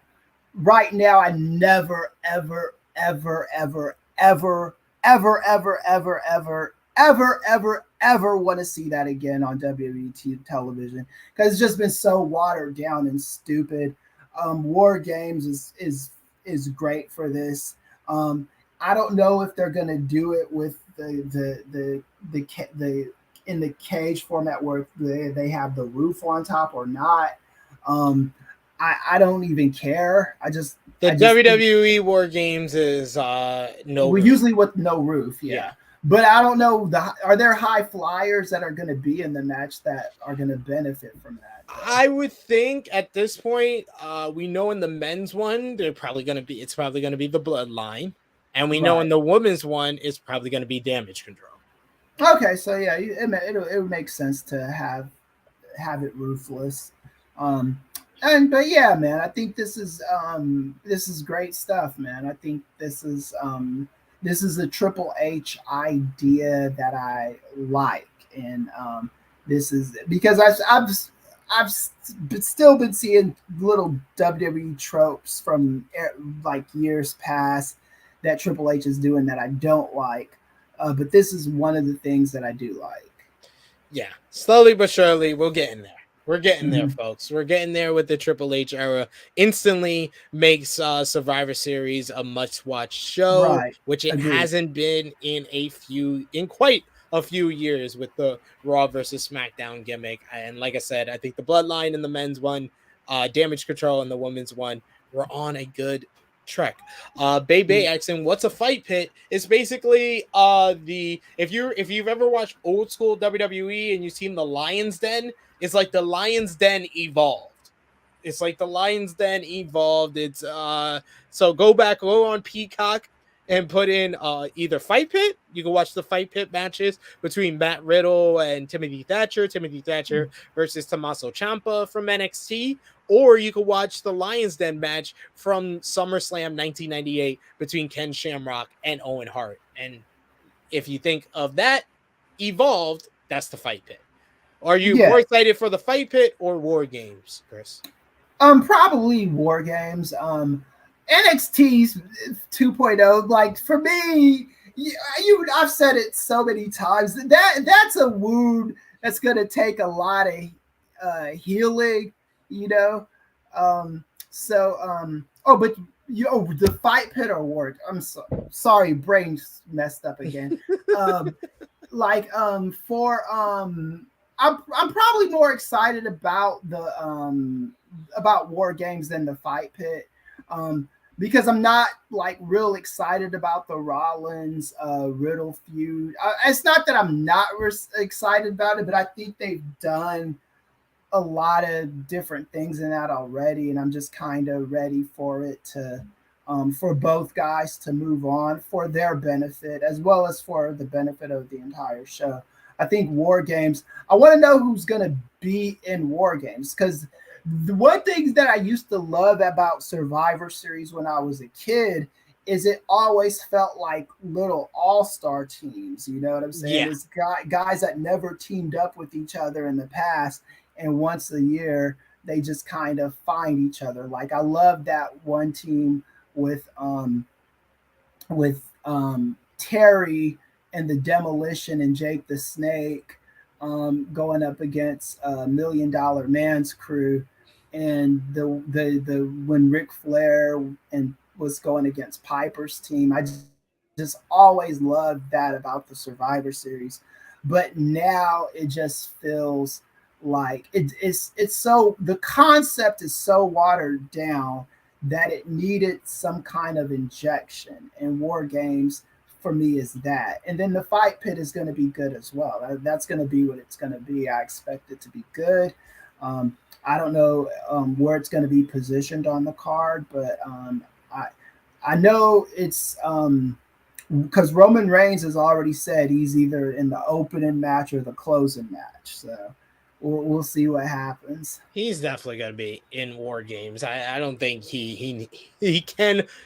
I don't think he would want to miss the opportunity to do that, especially if he's going to be in there with the Bloodline. But we got to talk about the place where War Games started off in WWE, NXT 2.0. The show featured a baffling first segment as Shawn Michaels announced that Solo Sikoa was stripped of the North American Championship because he wasn't officially sanctioned to compete. And now at Halloween Havoc next month, there will be a 5-way ladder match with Carmelo Hayes and 4 other participants to determine a new champion. You also had Oro Mensah beat Grayson Waller thanks to a distraction from Apollo Crews to advance to the North American ladder match. JD McDonough defeated Tyler Bate to become the #1 contender for the NXT Championship. Post-match, Braun Breaker got in the ring and for a stare down with McDonough until Ilya Dragunov, the former NXT UK champion, made his return to NXT and interrupted to mark his arrival. And it seems like we're going to set up a triple threat match for Halloween Havoc. So things heating up in NXT. What do you think about the change of the logo in NXT and all the changes to television they've done as of late, as you've been one of the staunchest critics of NXT 2.0? Okay, so because I agreed to do this show this morning. I believe in watching something and then reviewing it. I watched NXT this morning, and I thought I'm 100% with you on the Solo Sikoa stuff. So I guess we'll talk about that in a second. I thought the show it's still a lot of silliness there, but it is starting to die down. It is starting to give me hope that it's going away. The wrestling was so good. The logo needed to change. I think they still got I don't know if is this because I know they did remodels at the performance center and all that, and for the place where they do the show. Are the remodels done now, or are they still? I think that's the reason why they did 2 weeks of television. They taped this week and they taped next week. So I think the remodeling is still going on. Okay, they still need to move away from this shit. You know what the set reminds me of is back in the day, I used to watch like those Nickelodeon shows, like the guy from Double Dare, Mark Summers. He used to host this show called What Would You Do? Yes, I remember that. The setup kind of looks like that to me, which is what I don't want to be necessarily thinking about when I'm watching wrestling. But I think the show is definitely headed in the right direction. I'm interested in seeing that that beach woman, Sol Ruka. Sol Ruka. Yeah, I'm interested in seeing her. I think she's a native of my place of LA. I think she's from Ontario. So I'm looking forward to seeing her. And there's things on NXT 2.0 that I'm starting to get excited about. And whenever you want to talk about the Solo Sikoa stuff, we could talk about that, because that was the dumbest shit ever. Yes. Why would you have him? Did he literally, Chris? Yes. Put the title on Solo Sikoa so they could take a picture of the Bloodline with all that gold at a press conference, because that's how it fails. They did it for the fucking press conference with Logan Paul. That's all they wanted. They didn't want to create a storyline of the Bloodline all having gold, but the honorary Uso who they just inducted in, you don't want to have a story of him feeling the pressure that he has to also win gold because everybody else has to win gold. They don't want the crossover of NXT fans, and SmackDown fans. SmackDown, your highest rated show, them seeing the NXT North American Championship every single week and wanting to watch Tuesday nights, and you're telling me this dude can't travel to Orlando on a Monday to get to be on the show on Tuesday? That's why you did it? So you shouldn't have done it in the first place. Right. What the fuck? Yes, that's what I'm wondering, the exact same things that you're wondering. Like, what the fuck? And it flies in the face of their own logic, right? Because they had Austin Theory wasn't scheduled to be in that ladder match, and I don't know how matches in WWE get sanctioned, but the wrestlers beforehand weren't told Theory was going to be in that match, and they put him in it, and he won, and he's still running around with the briefcase. So the Solo Sikoa stuff, he pretty much did the exact same fucking thing and is stripped of the title. I did like Shawn Michaels' promo, not what he said to Solo Sikoa, because that made no effing sense to me, but I did like what he said to Mello. I thought that was a good little throwback to things that I thought he said. The line where he said you tried to game the system and you lost, or whatever it was he said. I thought that was a very, very good line. And when you try to outsmart the business, the business will smack you in the face. I did think that was a good line, and I'm not the biggest Shawn Michaels fan, but I thought that was great. But Bret Hart forever. Yeah, for real. Yeah. But the Solo Sikoa stuff, it's like you bring him there, you have him win that title, and then so you get your photo op, and then have him lose, or not lose, but have him stripped because you don't want him to lose. This stuff has to stop in WWE. They overthink winning and losing. Jon Moxley just lost to CM Punk a couple weeks ago. He's going to be just fine. It's okay to lose sometimes. That's just the way life works. I think they've booked themselves in these ridiculous corners where they're like,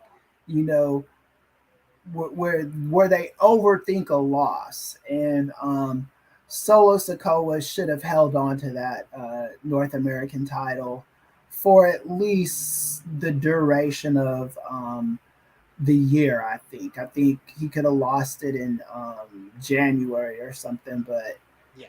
you know, it suited him. And then you could have told the story about Sami Zayn not feeling like a real Uso because he doesn't have the title, and everyone else does. Now I just don't know where they're gonna go with it. It's obviously they're not gonna do Solo Sikoa versus Gunther, or they're not gonna do Solo Sikoa versus the who's the champ on Raw? Bobby Lashley. Yeah, they're not doing that shit. So no.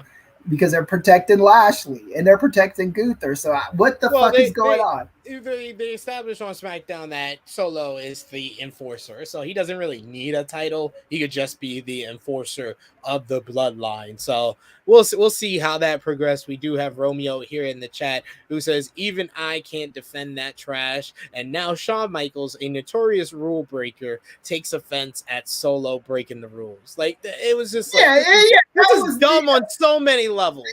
Yeah, that was so dumb. The logic made no fucking sense. It just, because again, you just had Austin Theory insert himself into a ladder match that he had no business being in. And the stark reminder that you have of that is he's still carrying the fucking briefcase, right? He was not advertised for that match. And then they wonder why people hate Austin Theory so much, because it feels like he's being gifted stuff. It doesn't feel like he's earning his way in WWE, in WWE lore. It just feels like, okay, this is the guy that Vince wants to give everything to. So we're just giving this guy everything, right? Nothing about that shit felt organic. And you do the same kind of thing with Solo Sikoa, but now it's an issue with, you're not playing by the rules, Solo Sikoa, where, it made no fucking sense. No sense at all. Shouldn't have done it. We had also this past week, GCW was in the UK for a couple of shows, as well as in LA last night. You had GCW Liverpool last weekend. Joey Janela defeated Nick Wayne in a terrific bout. You also had Jordan Oliver beat Blake Christian in a fun match, and Matt Cardona defeated Mad Kurt. You also had GCW versus TNT Extreme. Blake Christian defeated Robbie X. You also had Joey Janela defeated Gene Money, and then you had the TNT World Championship. Dan Maloney defeated Matt Cardona, so Cardona did not claim another championship in his championship crusade. And then last night, GCW Shooting Star in Los Angeles, you had the incident with Starboy Charlie's mom being attacked by Juicy Finau, who headbutted her, and then Jacob Fatu delivered a splash with Starboy trying to protect the body of his mom. Jordan Oliver defeated Kevin Blackwood. Cole Radrick beat Jack Cartwheel to retain the GCW Extreme Championship and the GCW Tag Team Championships. The Mega Bastards of Alex Colon and John Wayne Murdoch beat Bussy to retain the gold. So some good shows from GCW throughout the past week. Also, Impact Wrestling had a pair of some good shows this week. First, Impact on AXS-TV. The Motor City Machine Guns defeated Aussie Open to become the #1 contenders to face the OGK at Bound for Glory for the Impact World Tag Team Championships. Black Taurus defeated Alex Zane, Trey Miguel, Mia Yim, and Laredo Kid and Kenny King in a 6-way matchup to preview the Triple Threat Revolver at Victory Road. Speaking of Victory Road, that was last night on Impact Plus, as well as Impact Insiders on YouTube. You had Steve Macklin beat Sammy Callahan and Moose in the Barbed Wire Massacre main event.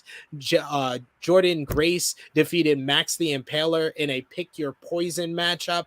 Post-match, Grace picked Ali Catch to face Masha Slamovich in her Pick Your Poison match in a Monsters Ball match on Thursday's Impact on AXS-TV coming up. Speedball Mike Bailey defeated Delirious to retain the X Division title. Frankie Kazarian won the Triple Threat Revolver and will now face Speedball for the X Division title at Bound for Glory. Mickie James beat Giselle Shaw and then later in the night challenged Mia Yim for a match at Bound for Glory. Honor No More defeated Josh Alexander, Heath, and Rich Swann, with Eddie Edwards pinning Josh Alexander ahead of Bound for Glory. And in the biggest news from the show, Bobby Fish showed up and made his Impact debut and got into a confrontation with Maravari Shera. What do you think about Bobby Fish showing up in Impact Wrestling? Man, I'm sorry. The week this man has had, we're going to talk about the report that came out. Don't worry if anybody's like, oh man, they haven't even brought out the report yet. We're going to talk about the report of what Bobby Fish was doing behind the scenes, calling up friends, trying to get them to quit their work to go to the old job because he liked the old job. But we'll talk about that. But what do you think about Bobby Fish? Whether it's AEW didn't want to renew his contract or he didn't want to renew it, negotiations fall out with AEW. He's been, how can I say this nicely? I can't say it nicely. He's been polishing the balls at Triple H in interviews. Right. Doesn't get a call from Triple H because Triple H is not interested in just Bobby Fish. Yes. And now this man has to go to Impact Wrestling? Oh, yeah, man. This is a fall from grace. This is a horrible look. Bobby Fish is valuable. With Kyle O'Reilly by himself, it's just not much.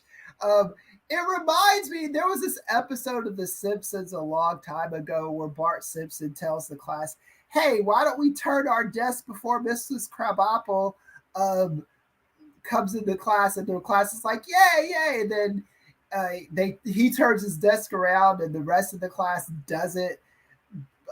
Bart Simpson is Bobby Fish in this situation, and the rest of the class is the rest of those elite guys. I think Fish was in a solid situation. If he's still like bitter that he had to job to the biggest star in that company, CM Punk, like that, to me, that's silly. Maybe in Impact he can make a difference. Maybe they'll make him world champion in Impact. I don't know, but I mean, yeah, this is a fall from grace. They definitely don't need to do that.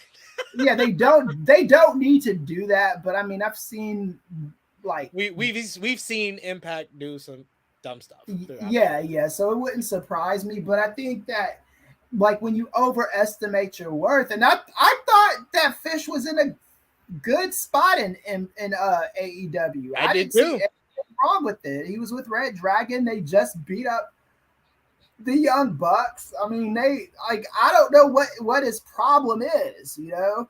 Like it's like sometimes people get good things that happen to them and they just don't know how to handle it.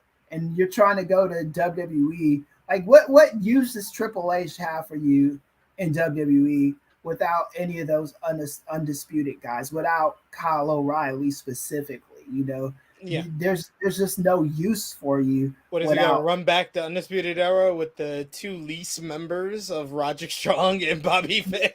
Yeah, exactly. It's like what do you think was gonna happen, man? That's disputed. That's a disputed era. To answer Timothy, did Adam Cole get released from AEW? No, he did not. No, he's not. I don't know why that is even a question because this man has 4 years left on his deal. Like Adam Cole is gonna be AEW World Champion, if not by the middle of next year, by the end of next year. That is going to happen. He's got his position in AEW is solidified. He's got no reason to go back to WWE. Kyle O'Reilly had no reason either. Yeah. It's like Fish had no fucking reason, man, because he jobbed to fucking CM Punk. That's your gripe, you dumbass. We will talk Goddamn. about people have been talking to WWE from AEW. Yeah, We're well, going to talk yeah. about that during our news rundown.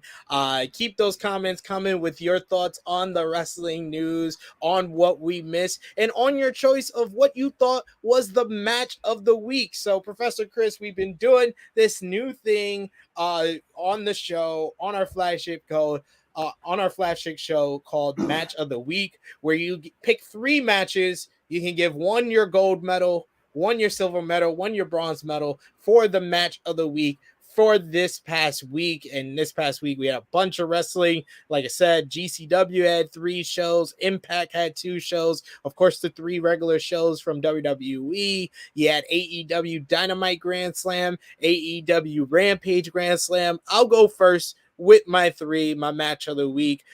Bronze medal, I'm going to give it to Jungle Boy versus Rey Fenix from Rampage Grand Slam. Really enjoyed that match. Really enjoyed watching it live. You guys really didn't see the whole match. It was long, and I think they cut some stuff to make it a little bit more watchable, a little bit more feasible for the fans on a Friday night at 11 p.m. So they made it a little bit shorter, but really good match. And I love the chemistry between Jungle Boy and Rey Fenix during that matchup. I'll also go with from Victory Road. I'm gonna go with that barbed wire massacre. That shit was crazy.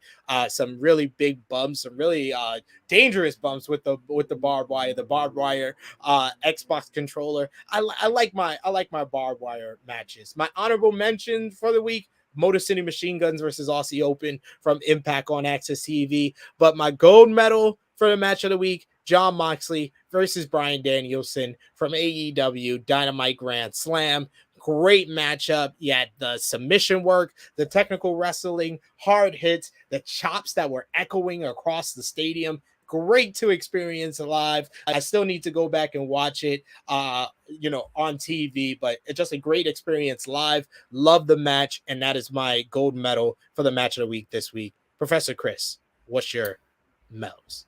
Okay, so my bronze medal is gonna go to Bobby Lashley and Seth Rollins. I think I like that. It was a bullshit distraction finish. Let me just get that out the way. But I do think that it kept Lashley strong, and it kept Seth Rollins strong. So Lashley did not did not cheat to win.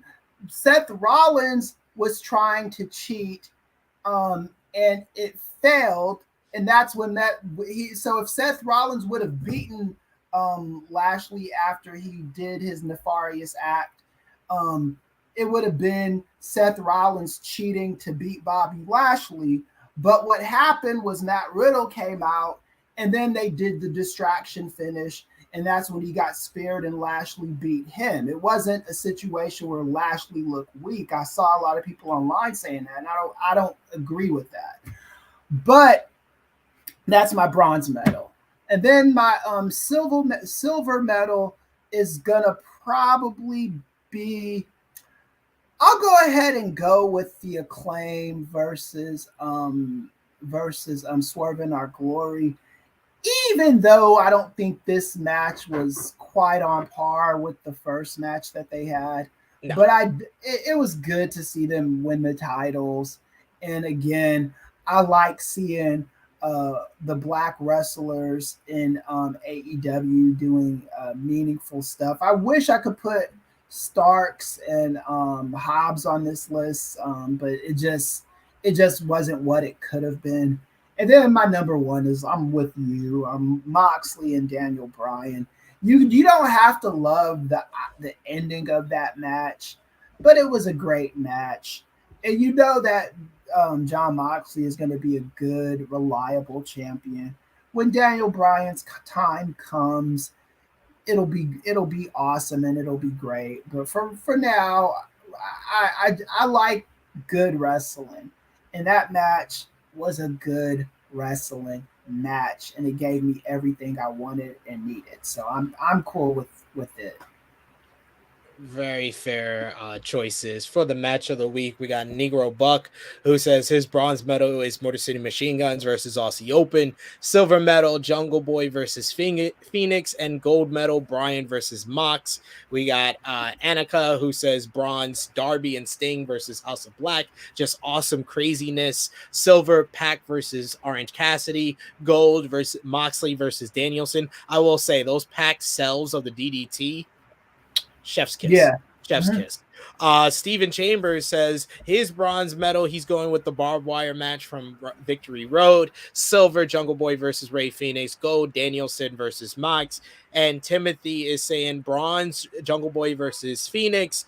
Silver, Darby and Sting versus House of Black. Gold, John versus Brian. So seems like Moxley and Danielson got the gold medal overall from us here at Tru Heel Heat. Keep those comments going in the live chat. And of course, super chat donations are so important, guys. It helps out the channel so much and helps us highlight your comment on screen. I will highlight one more comment here from Bay, who asks, you think TK might do a 2-day Grand Slam? I brought this up to my friends walking out of the building on Wednesday.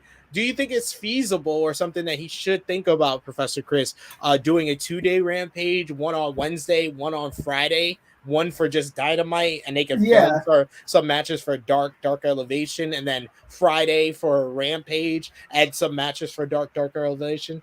Well, here's the only issue that I think with that is I don't know if they get $1 million gate with the two shows. That's true. So that's probably why they don't do that.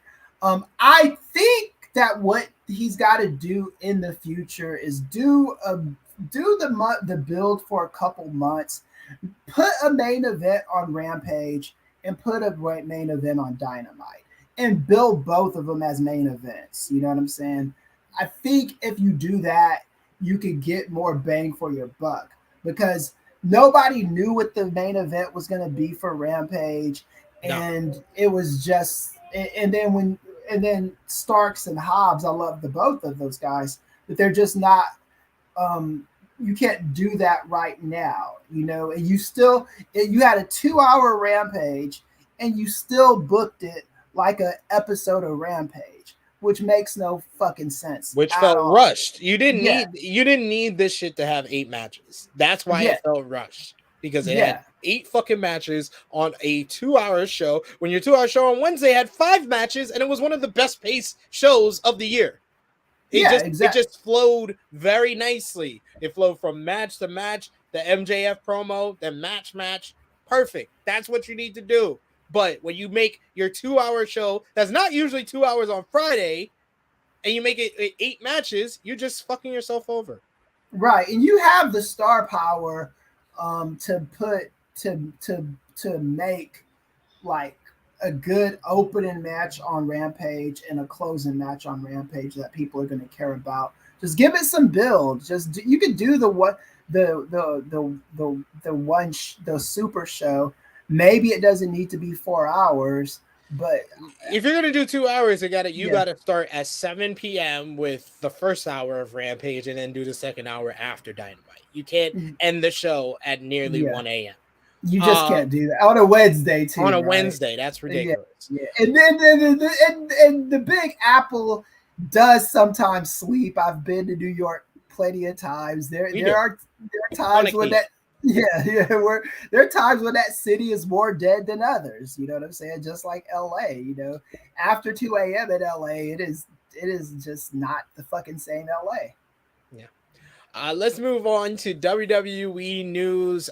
We had a hearing over WWE's motion to dismiss the lawsuit filed against them by MLW has been canceled. PW Insider reports that the U.S. District Court, California Northern District, San Jose has canceled the hearing, which was scheduled for September 29th, and was to hear arguments over whether the lawsuit brought by MLW should be dismissed. The judge in the case will make a decision on whether to dismiss without hearing the arguments, though. There's no word on when they will be done. MLW filed the lawsuit back in January, alleging international interference with contract relations, intentional interference with prospective economic relations and a violation of the Sherman Antitrust Act, among other things. The suit alleges that WWE interfered with and thus caused the cancellation of an MLW deal with Tubi, which is owned by Fox, and prevented Vice TV from coming to terms with MLW on a deal. Right. WWE filed a motion to dismiss in May, arguing that MLW failed to allege a plausible claim against WWE and has not provided any evidence that WWE has a monopoly power and has not plausibly alleged any exclusionary conduct from WWE that MLW's claim of WWE intentionally interfering with contracts is implausible and unsupported with factual allegations, and that MLW's claims lack standing. So Right. it seems like they just saying y'all full of shit.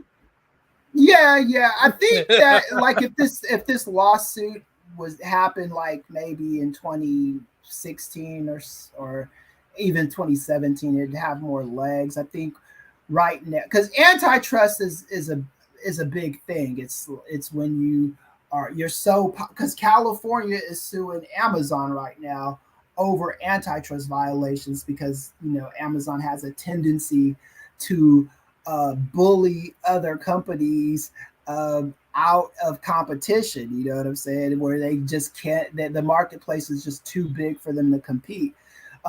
WWE sucked so bad for so long that AEW was able to come in and with good production valuable and paying wrestlers comparable amounts to WWE. It's now competition. As for this Tubi thing, I'm not even saying that Court Bauer is not telling the truth. It's a lot heavier lifting because the wrestling landscape isn't what it used to be. This lawsuit should have been done in 2016 or when WWE was sucking, but still able to just overpower the marketplace. I don't think that as much money and billions as they're raking in WWE, I don't think they're overpowering the marketplace. I think a wrestler gets fired and they could and if they're good enough, they instantly go to AEW and have a measure of relevancy. You got fucking Swerve in Our Glory. Those are the perfect examples of it.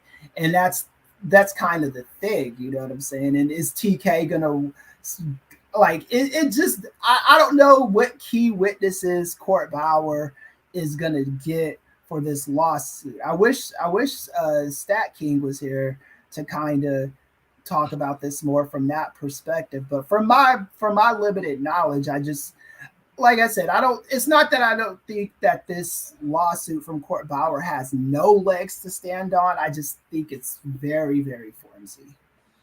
Yes, indeed. We got Stephen Chambers who says lawsuit going to be dismissed. As it seems, it is.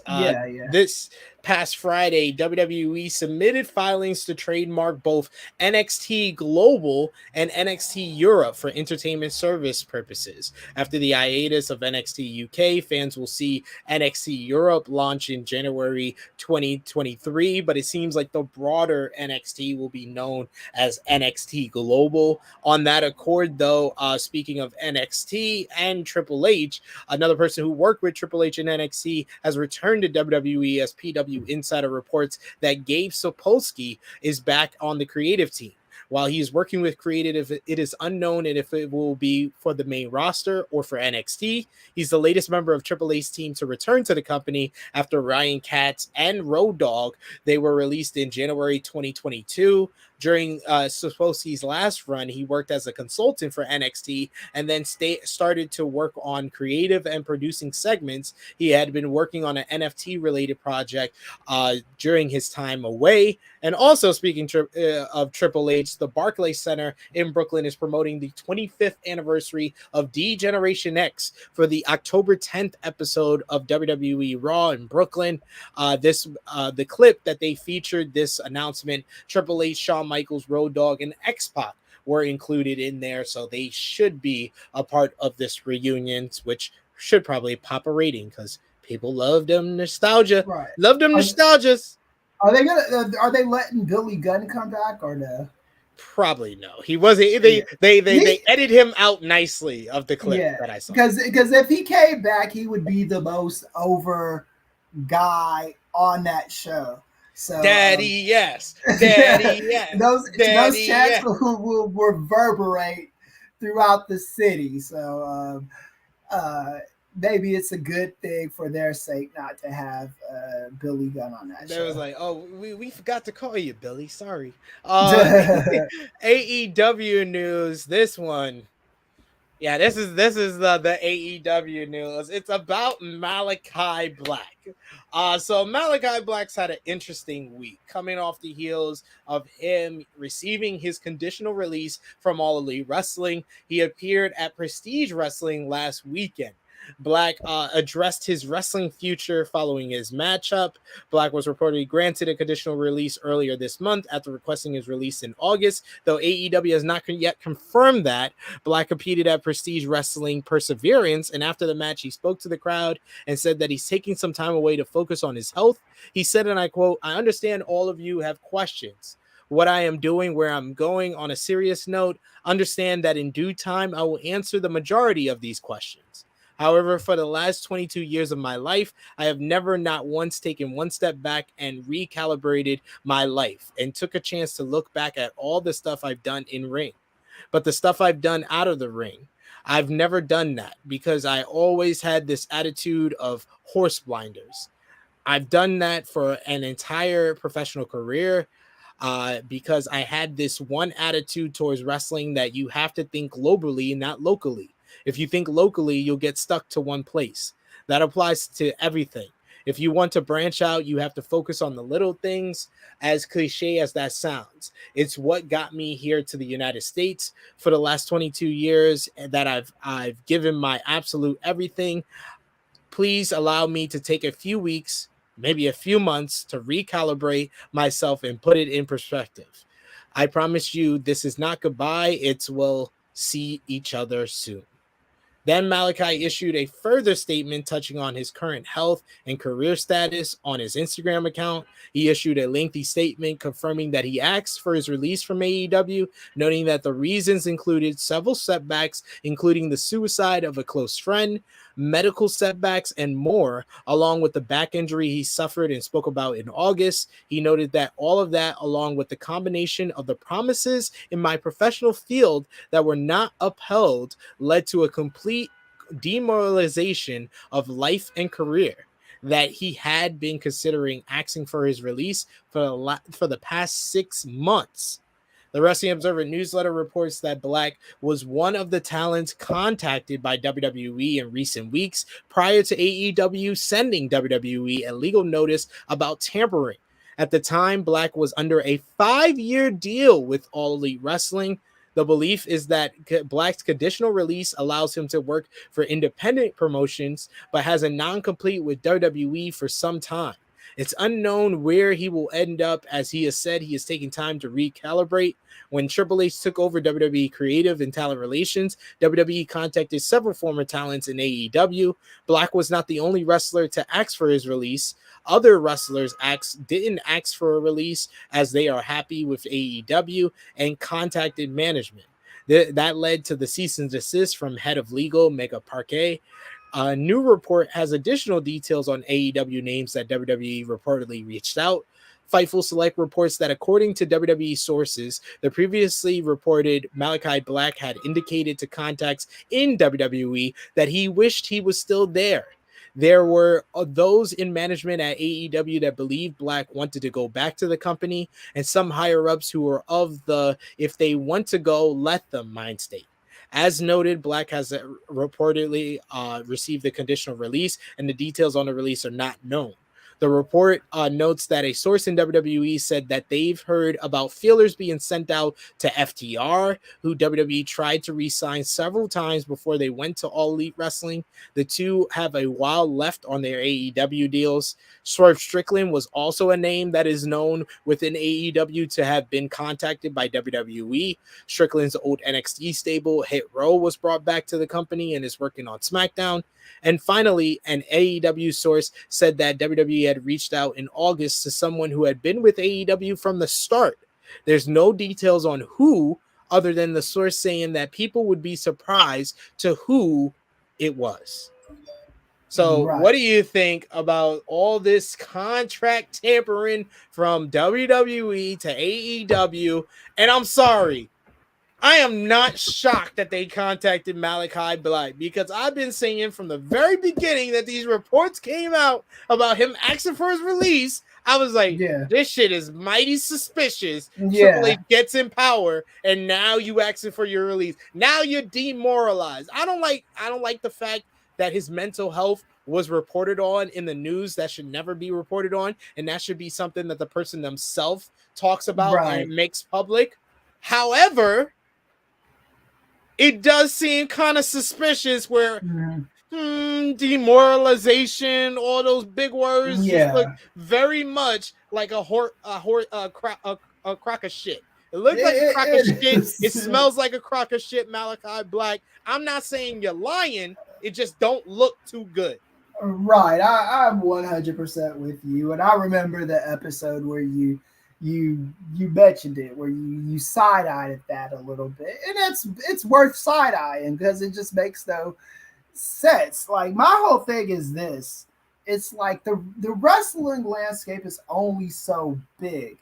If you were to go to WWE, what do you think is going to happen? Like, do you think you're going to be beating Roman Reigns?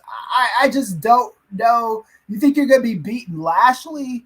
What do you think is going to be your trajectory in WWE versus your trajectory in AEW? I mean, it sometimes it takes a while to climb up. You know, I know this the standard that it probably isn't fair to Malakai Black is you got it better than a lot of other people in that company, but that's not really the best kind of standard. I will openly admit that, but I mean, it still could be worse for you. You know, you could be Jonathan Gresham, where we do not know where he's at, man. Sometimes you just have to. Sometimes you have to wait things out. Hopefully this release will, bring his sanity back, and maybe he could go to WWE if that's what he wants to do.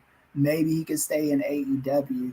But I just don't like this idea of you signing with a company, you going on the Chris Jericho show and talking about how happy you are to be with the company.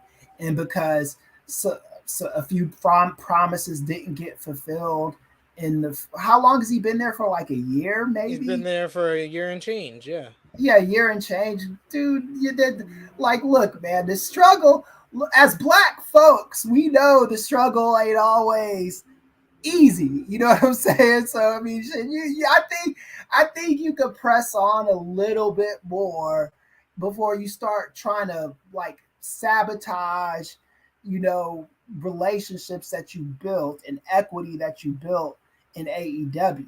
You know what I'm saying? You're going to be fine, my dude, if you get over these mental problems, issues that you have. He ain't about trust the process, it seems. He's not. To answer this, Sophie says Jeff Hardy comes to mind with AEW did this.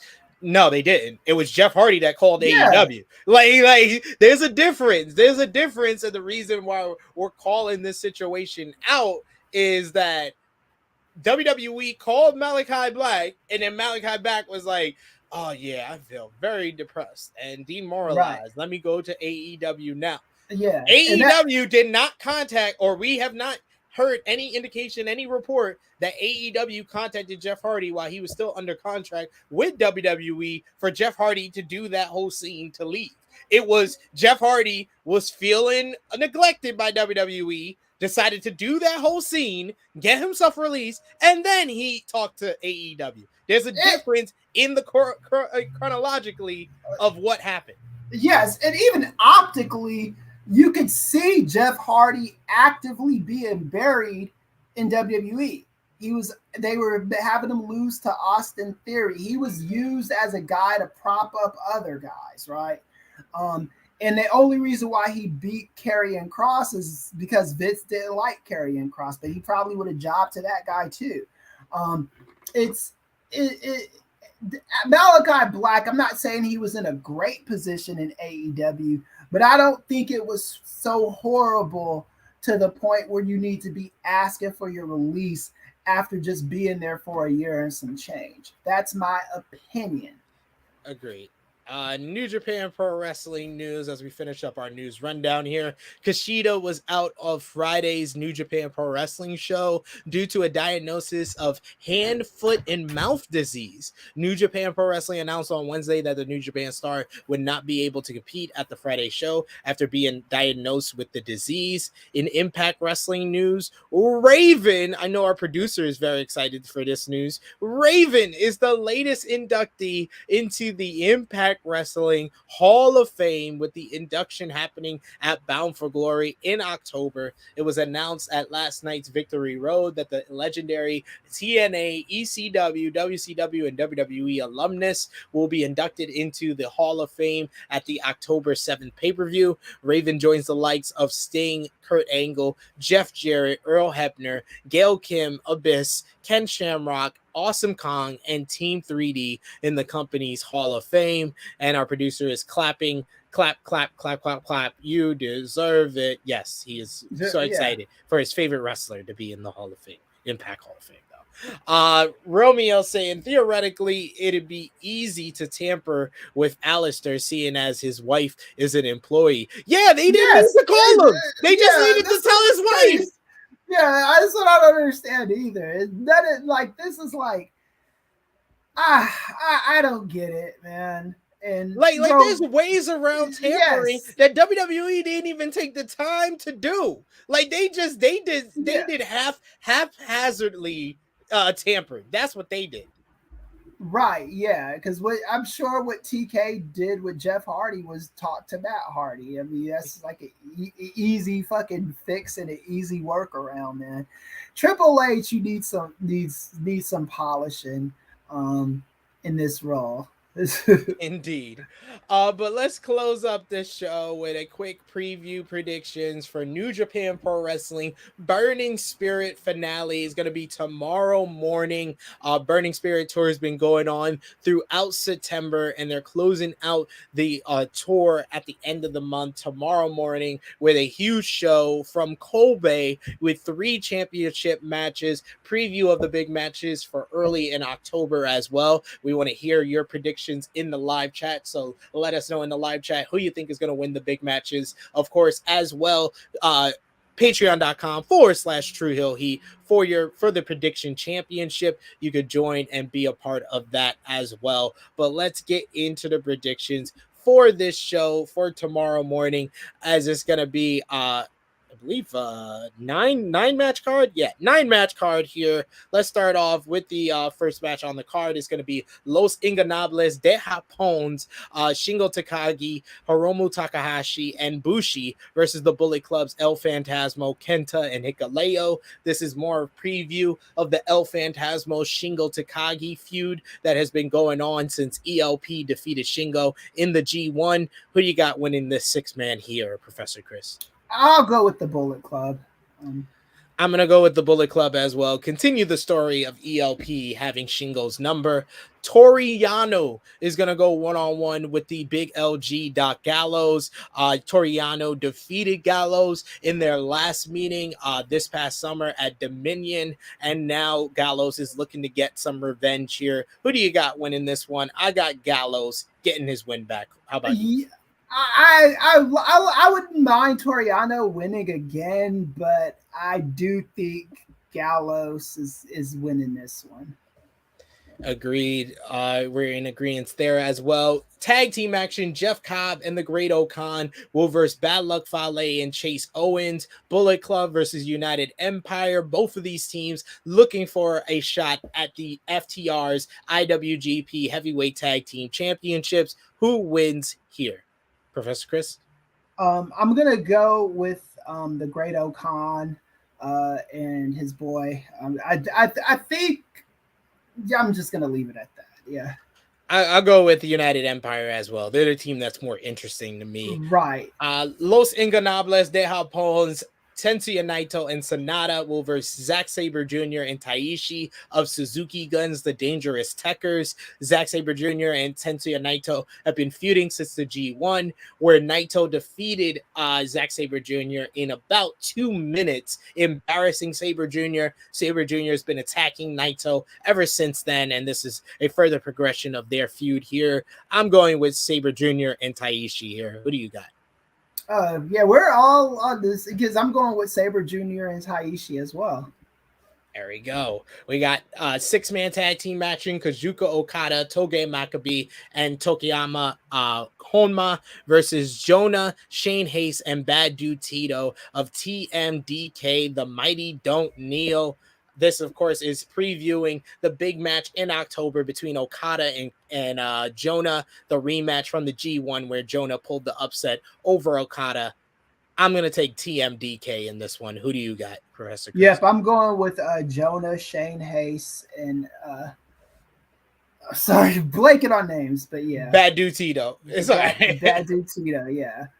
Tag team action. This is a preview of 2 big title matches coming up, as it's going to be the Bullet Club's IWGP World Heavyweight Champion Switchblade Jay White and IWGP Junior Heavyweight Champion Taiji Ishimori versus Tama Tonga and Kushida. Ishimori will defend the IWGP Junior Heavyweight title against Kushida, while Tama Tonga will face Jay White for the IWGP World Heavyweight Championship. I believe Kushida probably won't be in the match because of the being diagnosed with the disease, but who do you got in this one? I'm gonna go with I don't know, because I don't really know what's been going on in that feud. So I'm going to go with Thomas' team, regardless of who his partner is going to be. I think he needs the momentum going into the title match. Yeah, I'm good with that. I'll piggyback back off of that one. IWGP Junior Heavyweight Tag Team titles. You got TJP and Francisco Akira of the United Empire versus Ryosuke Taguchi and Master Wato. Team 6 or 9. The United Empire defeated Team 6 or 9 for the championships just a couple of months back. I think TJP and Akira retain the titles here. What about you, Professor Kris? Yeah, I think I think they're going to retain the titles for the foreseeable future. Never Openweight Championship up for grabs. Carl Anderson will defend against Hiroshi Tanahashi. Tanahashi pinned Anderson during the G1 finals in a tag team matchup, and that's why he's got the opportunity here. Who do you got in this one, Professor Kris? I'm going to go with Tanahashi. I'm going to go with Tana. I'm going to go with Carl Anderson to retain. Yeah. I don't think Tanahashi needs the title just yet. IWGP United States Championship, the main event for the title. It's going to be Will Ospreay defending against David Finlay. Finlay defeated Ospreay in the G1. He had stolen the IWGP US Championship from Juice Robinson after beating him in the G1, and then beat Ospreay and handed him back the title, saying that he will take it from him after the tournament. And here we are, the big matchup in the main event at Kobe. Who gets the win here, Professor Kris? I'm gonna go with Zack Sabre Jr. Will Ospreay versus David Finlay. No. Why did I say that? Finlay. My girlfriend is calling me, so yeah. I'm gonna go with David Finlay. Well, before the girlfriend gets mad at you and gets upset for me holding you too long, I know you gotta do your plugs though, Professor Kris, before you run. Let the people know where they can follow you on social media, what you got going on Post Wrestling, WrestleNomics. Let the people know.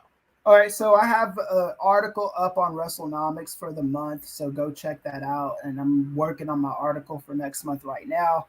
My article on WrestleNomics is of me talking about giving some ideas as to how to fix this situation with CM Punk and the Young Bucks and the like. And then tonight, we're just going live at 9 p.m., man. And in a few minutes, me and my girlfriend have to do this brunch thing because, I like having a relationship and that kind of stuff. So, You know what I'm saying? I'm trying to get like Sid with the kids and all that stuff. So soon enough. Don't rush it. That's all I will tell you, sir. Don't rush it. If you don't have to, you don't need to rush. It's been 6 years now, so I have to now. So soon enough, sir. We want to thank Professor Kris for coming in very clutch for us. Had some last minute changes to our plans for today, so we appreciate you coming on and joining us for Tru Heel Heat 194, and we appreciate all of you for joining us for this edition of Tru Heel Heat. You can follow me on the Twitter machine at Tru Heel SP3. You can follow the gang on Facebook, Twitter, and Instagram at Tru Heel Heat.